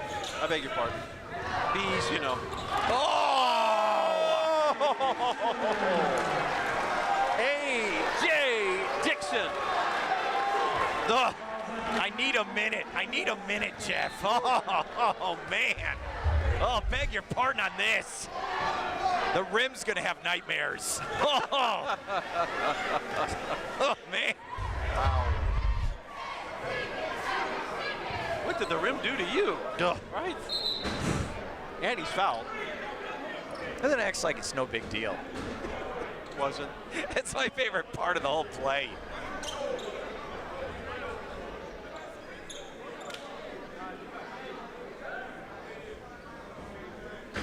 Look, print that out.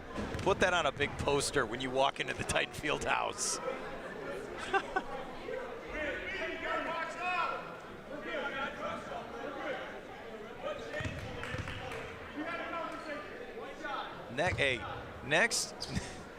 Next time we got a stoppage, I got to see one more replay of that. Oh, I'm sure we'll get it.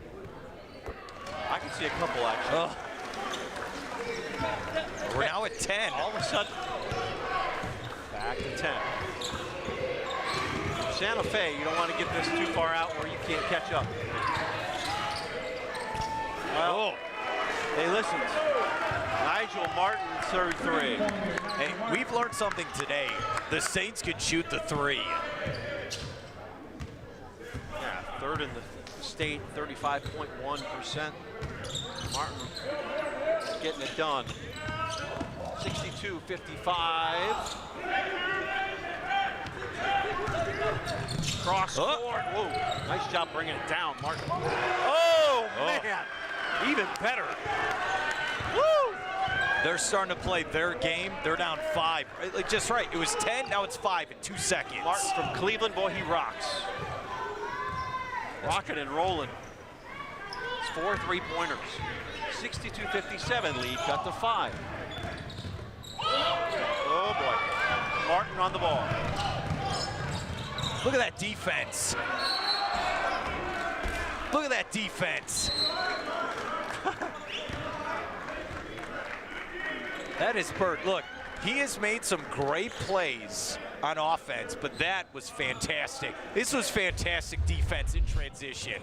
Look at this, get back, get in front of your man, and drawing it. I love it. Just getting a hand in there. The advantage is 5. Garcia.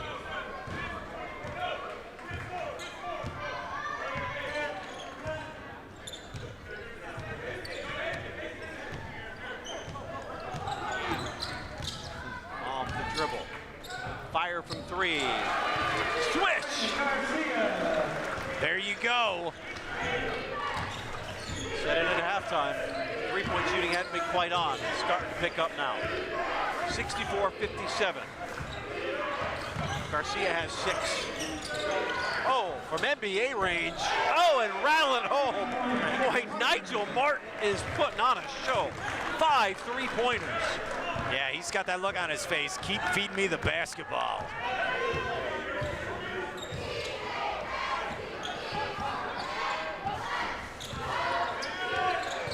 Garcia off the dribble. Puts it up. Can't draw home the rebound. You got a foul? Over the back on Dixon, I think. Coach Shulman's not happy. You can't just give up the rebound. Let's go on defense. You don't, especially this type of game where it might come down to free throws. Those plays, you can't do those fouls. 64-60. Here comes Cameron Wickline again. They'll give you some defensive effort. It's like can hit a 3 if he needs to. Every time Eastern Florida. All right, we got 5 in a row. The Saints. All right, well, we're going to hit 2 threes.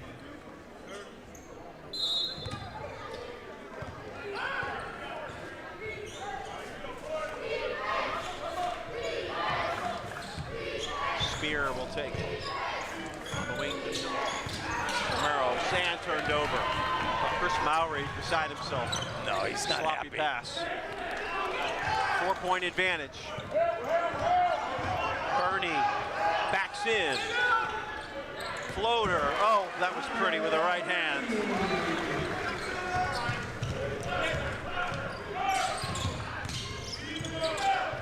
Oh, off balance. Lead 6. Whoa, nearly thrown away. Garcia's got it. Woo! Hot potato. All right, slow it down. 10-minute mark. Slow it down. It's okay.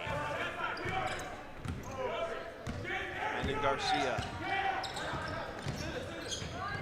Start things Wickline on the wing. Shot clock to 5. Ooh. And bailed out by the foul from Numeros. Fouls on number 13, Nicholas Numeros, his second. And we've reached immediate timeout. 9:44 to play. Titans with a 6-point advantage here at home. Yeah, 6-point game. All right, I've been wanting it. Can I get it for all of our great fans at home? Can we get the replay? Oh, look at this. This, you didn't see it coming, and then it's right in your face. Oh, the elevation. He just hung there. Even the cheerleaders are like, wait, what just happened? Yeah, that was like Neo stuff from the Matrix. Just hung. I like it. I do. Is that reference too old for some of our viewers? No, I was in high school. No, it isn't. Okay. Man, 6-point game, 9:44. This is like, you're absolutely right, Jeff. 3-point shooting of the Saints is keeping them in this game. Brown, 17 points. 12 for Nigel Martin. He's got 4 3-pointers, not 5. Must have stepped on the line on one of those. Bernie now 18 to lead the way for Eastern Florida. Caleb Bird, 17 points. Yeah, so at 3 in double figures, and Bird's really been the key. He's really stepped up here in the second half. Santa Fe staying, 10 of 17 from beyond the arc. Oh, they did this last year when they came here. He's getting it done. 58% from beyond the arc. What? He's burning it up. Yeah, that's good. The great equalizer. Bernie again. Man, he's been efficient tonight. So was that 19? 19 points. This will give him 20 if he makes. Nope.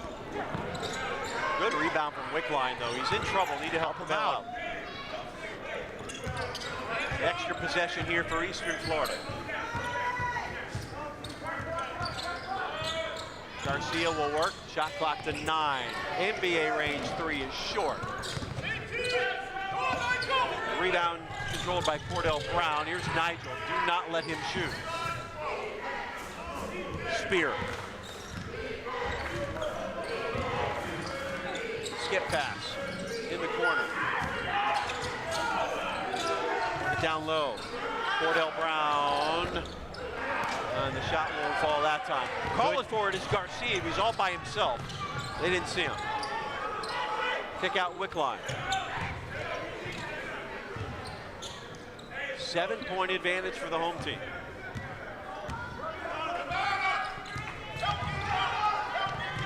A lot of nervous energy right now by both teams.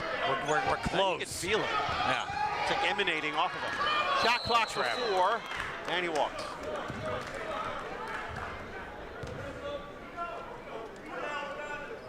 These are those critical times. All right, who wants to step up and make a play for either team?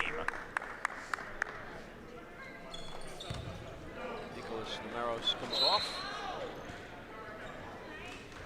Keno back on for Wickline for Eastern Florida. And it'll be fascinating to see how do the Saints play this next 2 or 3 minutes. Do they keep shooting from the outside? Do they try to go to the lane? They're down 7. They've got to make a run right now. Oh, nice feed.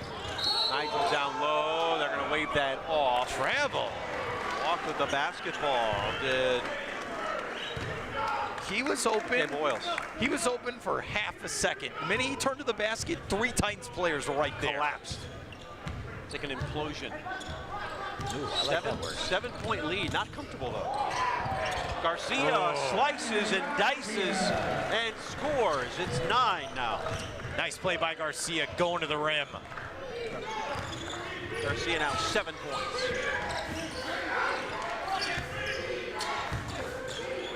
For 3.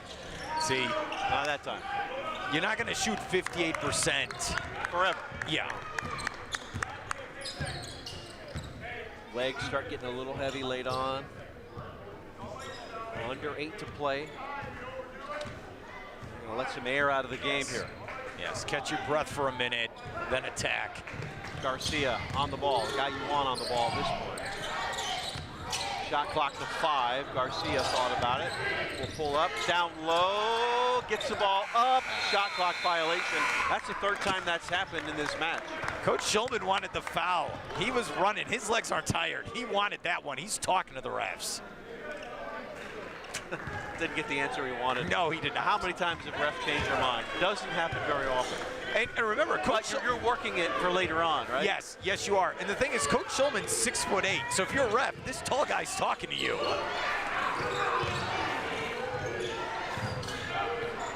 From the corner, no. Witter Watts, big rebound. Oh, runs into a brick wall, and the foul on Jalen Spear. They had to call thought he had him tied up. I like where everyone involved with the basketball stops, wasn't sure why there's no call, all start looking at the ref. Man. Hey, what's going on? It's a WWE clothesline right there.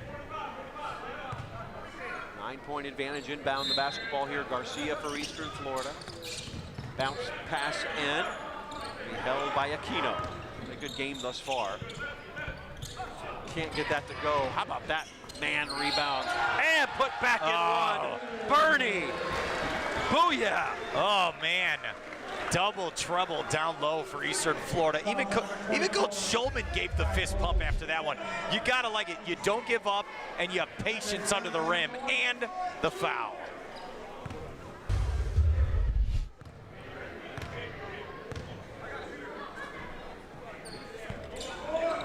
Bernie now 21 points. 11-point lead. Just starting to creep up and go the wrong direction here for Chris Mowry. Saints cut it to 1. Now it's all Eastern Florida. Oh my goodness, bailed out again. Foul on Bernie. That was close.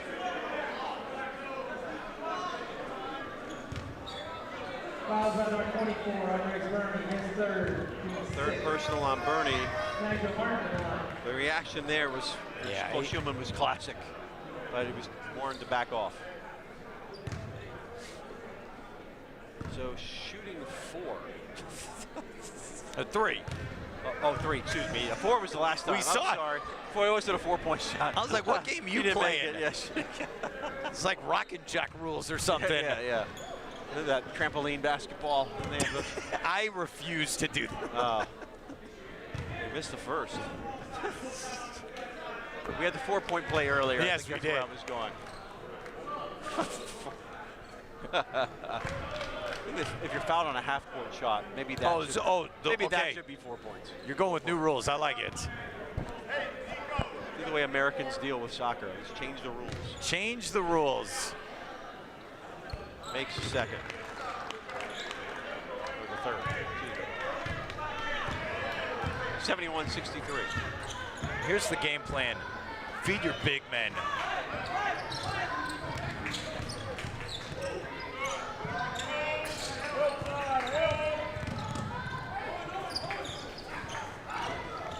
Oh, good poke away. How much time's left? 10 seconds.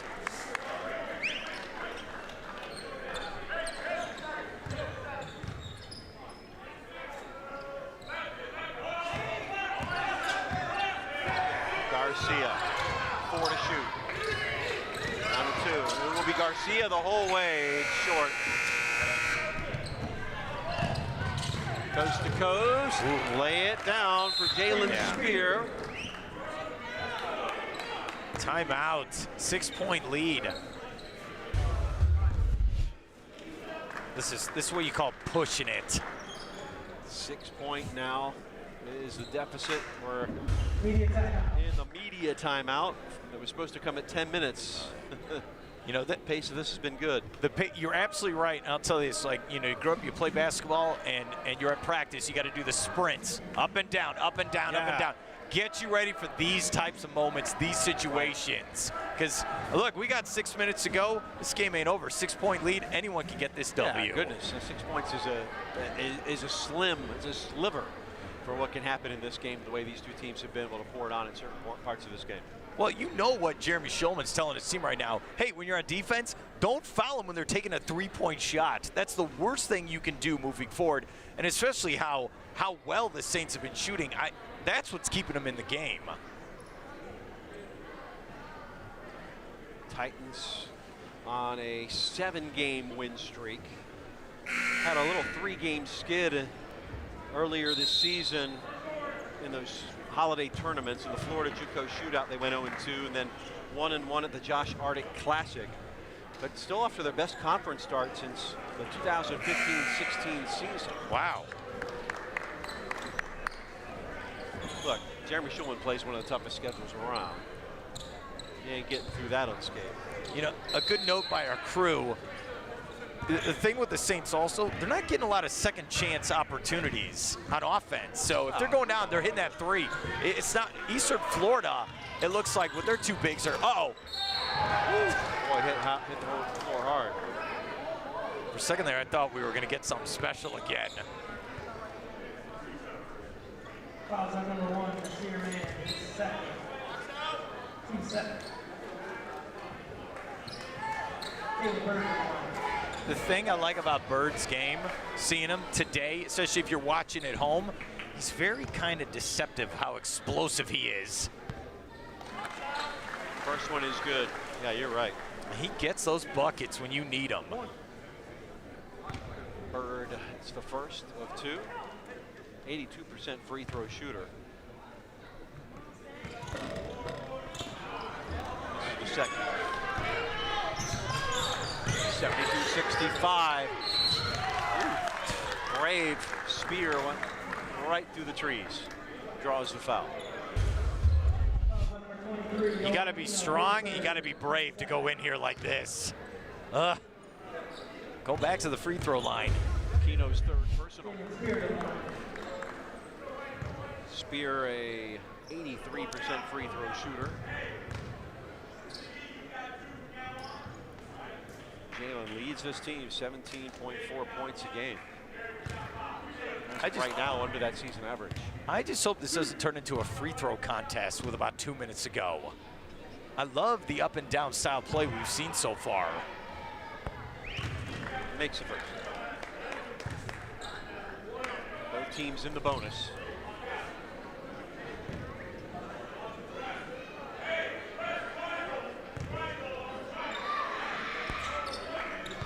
Makes them both, and the lead is 5. 5:45 to play. On the line for Eastern Florida, that undefeated conference mark. Saints trying to move up to second with a little help from Daytona if they could get it. Off balance shot, no good. Spear the rebound. All right, here we go, Jeff.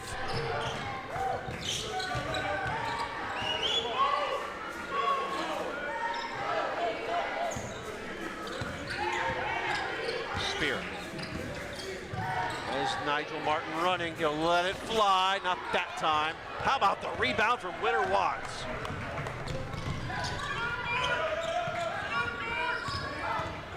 Underneath, can't get the shot to go, draws the foul though. Numeros. Coach Mowry, he is in shock that that was called as a foul.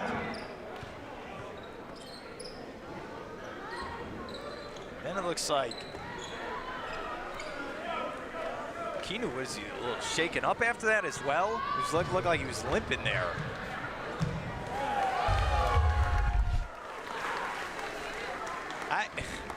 You know what? Oh yeah, Keno coming up ginger there. Yeah. Got to make sure he's okay. They need him down the stretch here. Leads your team in blocks and steals, believe it or not, too.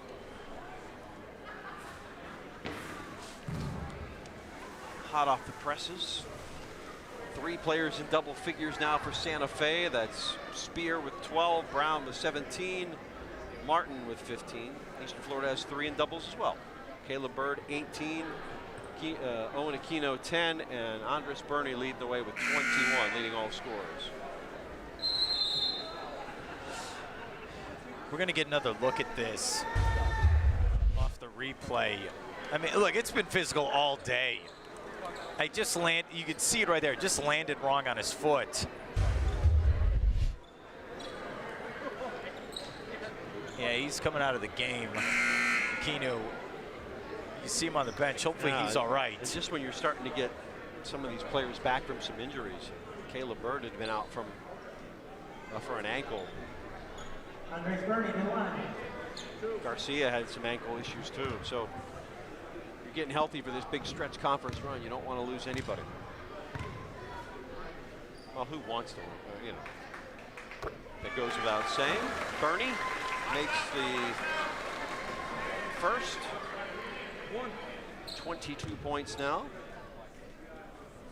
Yeah, free throws will be big down the stretch here.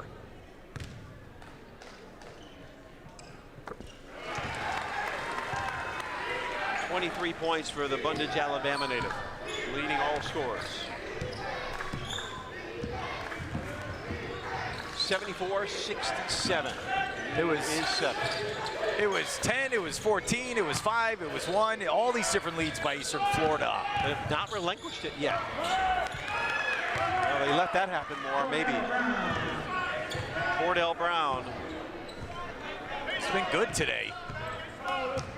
19 points now for Brown. It's over his season average of 13.8. Under 4 to play.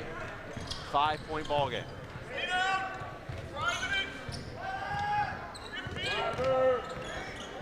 Spin, cannot get it to go.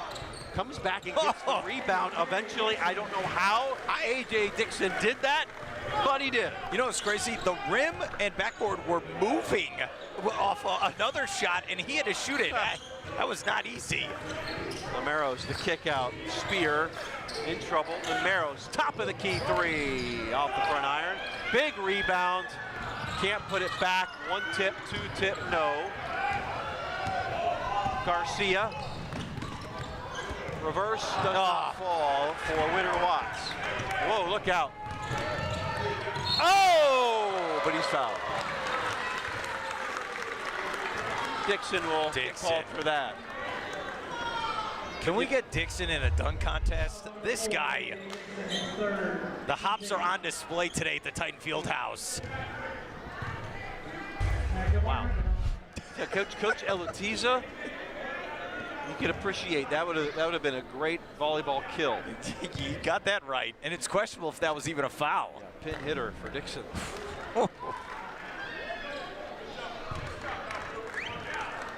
Maybe start a men's program. Talk to Jeff Carr. What's great about volleyball? What's great about Dixon? He just thinks it's normal. Yeah, all right, whatever. All right. Well, just like that, lead back to 5, just a shade over 3.5 to play. Garcia getting instructions from Coach Schulman. Gonna take all of the shot clock now. Using that clock. 2-possession game.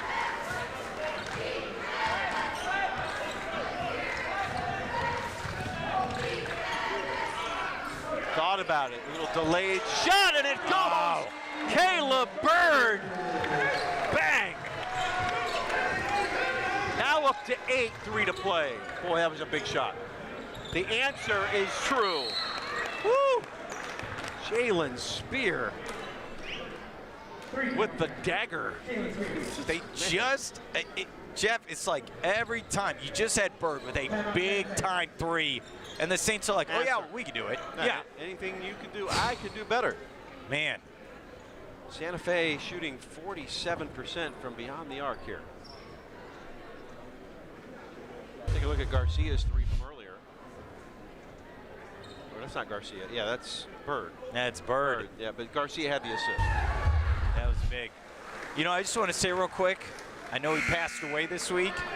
Billy Packer, who was a broadcaster. Yeah. It was a broadcaster for the NCAA tournament March Madness for like 20 or 30 years. Yeah, on NBC. Yep. Former coach, player. Yeah. I know he would drive people crazy. You know, he's got like Simon Cowell. He hated everybody's team, right? Unless you were Wake Forest or Duke. Yeah, when you think of like Dick Vitale, right? Billy Packer's right up there. So rest in peace and. Yeah, thoughts to Mark Packer, who's on the ACC network, has that show with Woody, or with Durham. Yes, Packer and Durham. You can watch that. Hey, so, thoughts to that family. The patriarch. There you go. Garcia gets it to go. That was an easy one coming off the timeout. 81-74. How about Nigel for 3? No. Starting to cool off a little bit. Yeah, run some clock again. Oh, push off. Wow. Look at Coach. Coach is not happy. Wow, Coach is doing the Home Alone. Kevin McAllister.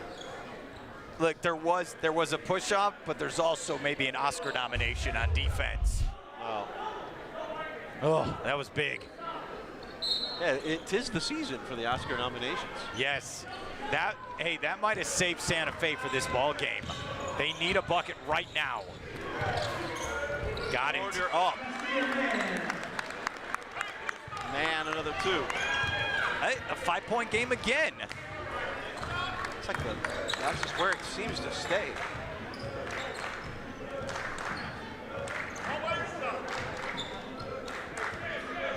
Under 2 to play. Shot clock now under 10. Garcia waiting for it was Bird. Gets him up in the air. It's short. It's an air ball. No call. No call. Tried to draw something. Far side, or near side, Nigel Martins. Ginger walking up the court. Knew it. Boom. Cordell Brown takes the mantle. You knew it. It is now a 2-point lead. 81-79. Look at that look on his face. He knows it too. Let's go steal this game from the Titans.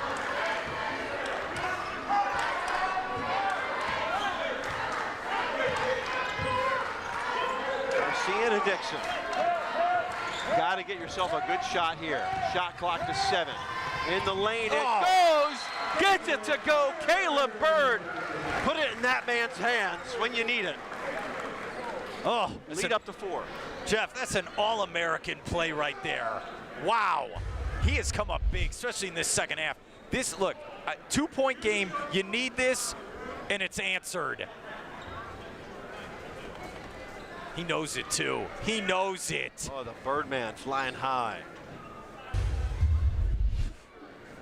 Needed that. Under a minute to play here.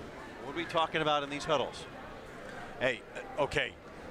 Less than a minute to go, 4-point game. Here's the key on defense. This is very important, Jeff. If you're the Titans on defense, do not give them an open 3 like they did last time with Brown. He was completely wide open. He could have read a book. He could have paid his taxes, and he still could have taken that shot. Jeez. That's a lot of time. Yeah, it was too much time if you don't like that. And look, if you're the Saints, just keep playing your game. Like you said, they're chipping and chipping and chipping. They can steal this game. Santa Fe's been hitting the 3, but credit, they're keeping pace on the rebounds, 30 and 30 right now. They're even Steven. All right, this will be interesting to see what they do here. Do they go inside to try to get the foul, or do they go for that 3-pointer? Each team has 3 players in double figures, final minute. The kick out. 3 on the way, won't fall. Big rebound here. The hustle on the floor. Loose ball, tie up. What do we got? Uncover the pile here. I don't like this play. Wow. Eastern Florida has it. So what I don't understand is, you have playmakers who've been scoring all game. Why aren't they shooting the ball with 40 seconds to go? That's what I don't get with that play.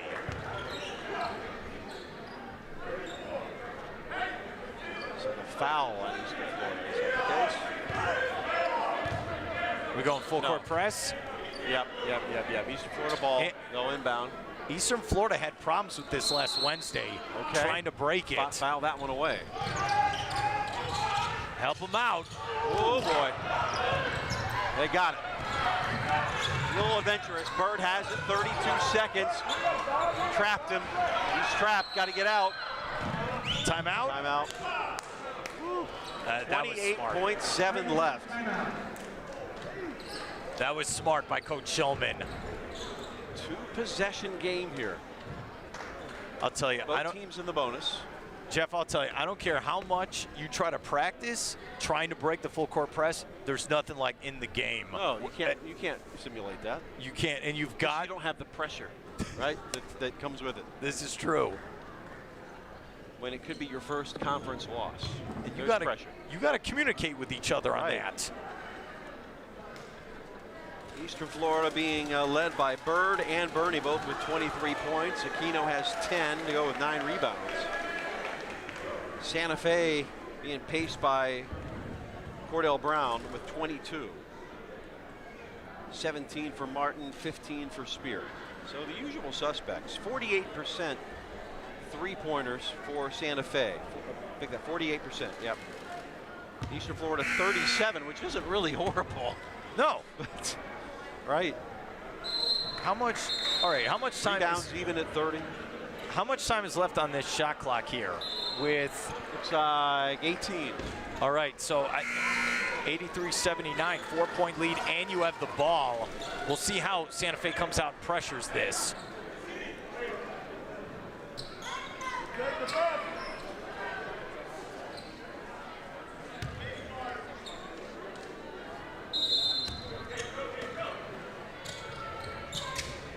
There's 2 fouls to give before they get to the double bonus. Brilliant. I think that's going to even matter at this point. Oh. Okay, that will send Bird to the line with a 1-and-1. Team foul number 9. So you forget you can do that. Half-court set, you can go back court and then get it set there.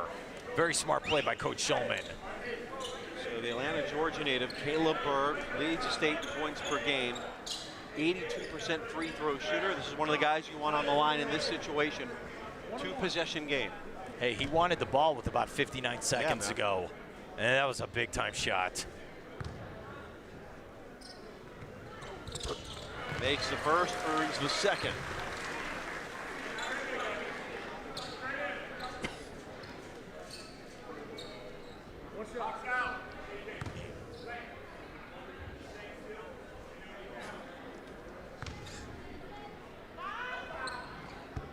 Makes them both. 25 points for Bird.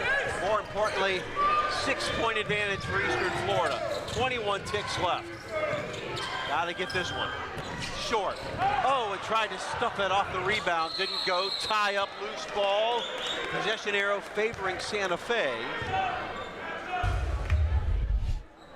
Look how high up he gets trying to. Oh.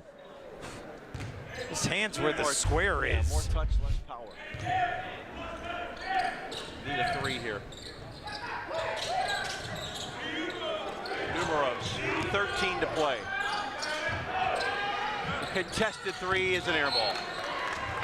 85-79. This is looking real good for the Titans now. 8.4. Hey, possession contest. You know, we saw it in the first game. The women came out in the second half, played great defense. Here in the last 2 minutes, great defense by Eastern Florida. Big inbound here, though. A.J. Dixon to do the honors. Woo, boy. Watch out, watch out. Woo. It's coming right at me in 4K, right, buddy. 4K. That's what it's like. Light flashing before your eyes a little bit. I put my hand up. Whoa, whoa, whoa. Hey, I got to watch. He's in control. It's all right. That's what it was like. I'm glad you're sitting there, though. Yeah, hey. You protected me before. All right, 85-79. It's going to essentially ice things.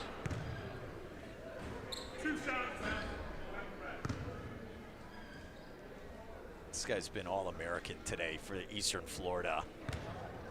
25, give him 26. That should do it. Makes it a 3-possession game.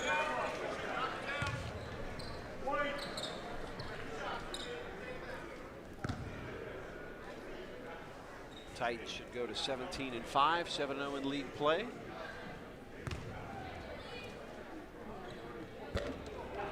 Made 26 points.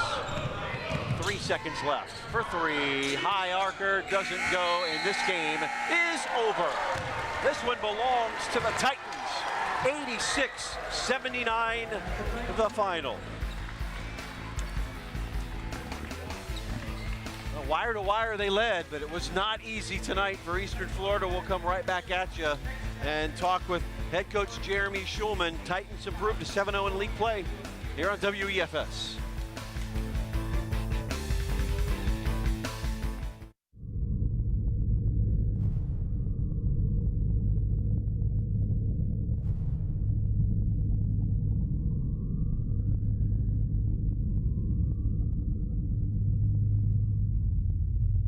I'm part of SCAP, which is the Space Coast Consortium Apprenticeship Program. What it is, it's an apprenticeship program to get people in the aerospace field and get experience and schooling all at the same time. So I just graduated high school this past May, and I found out about it 2 days after graduation, and my original plan was to go to Eastern Florida and just get a basic AA degree and figure out what I wanted to do from there.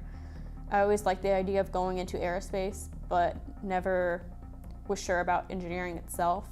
So this was a great way to get my career started, even if I choose to go back for engineering or even if I choose to change career paths. This is a 2-year degree that is fully paid for by my company, and it is 4 years of experience in the aerospace industry where I really get to get the experience and the schooling, and if I choose to continue down this path I can, or if I choose to further my education, go somewhere else, I can also do that.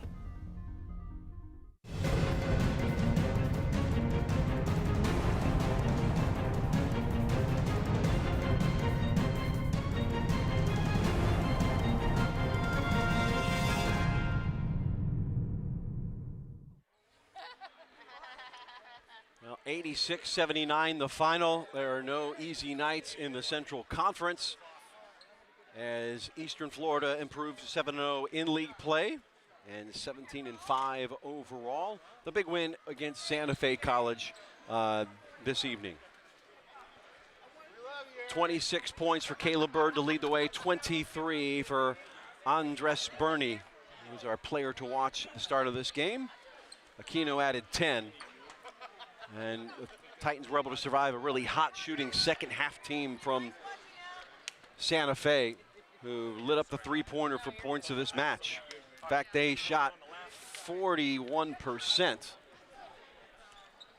Boy, and joined now by Jeremy Schulman and the gang. Future players here, I'm assuming, Coach? Right.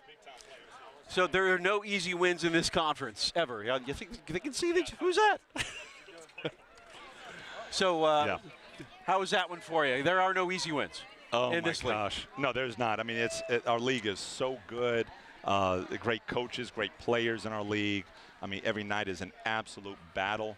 I'm just so proud of our guys. You know, we've had different guys in and out of the lineup.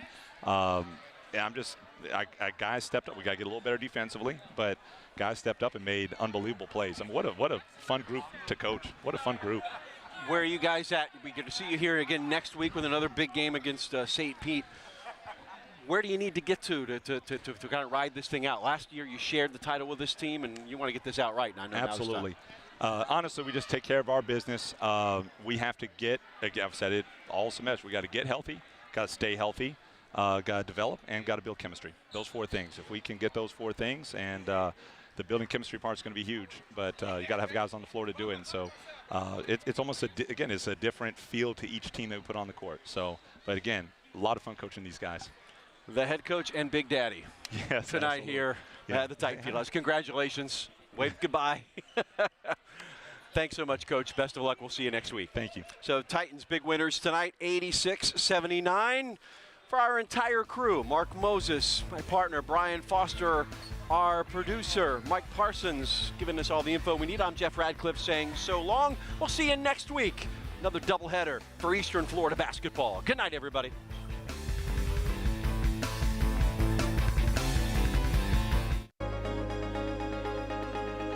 We now join our programming in progress.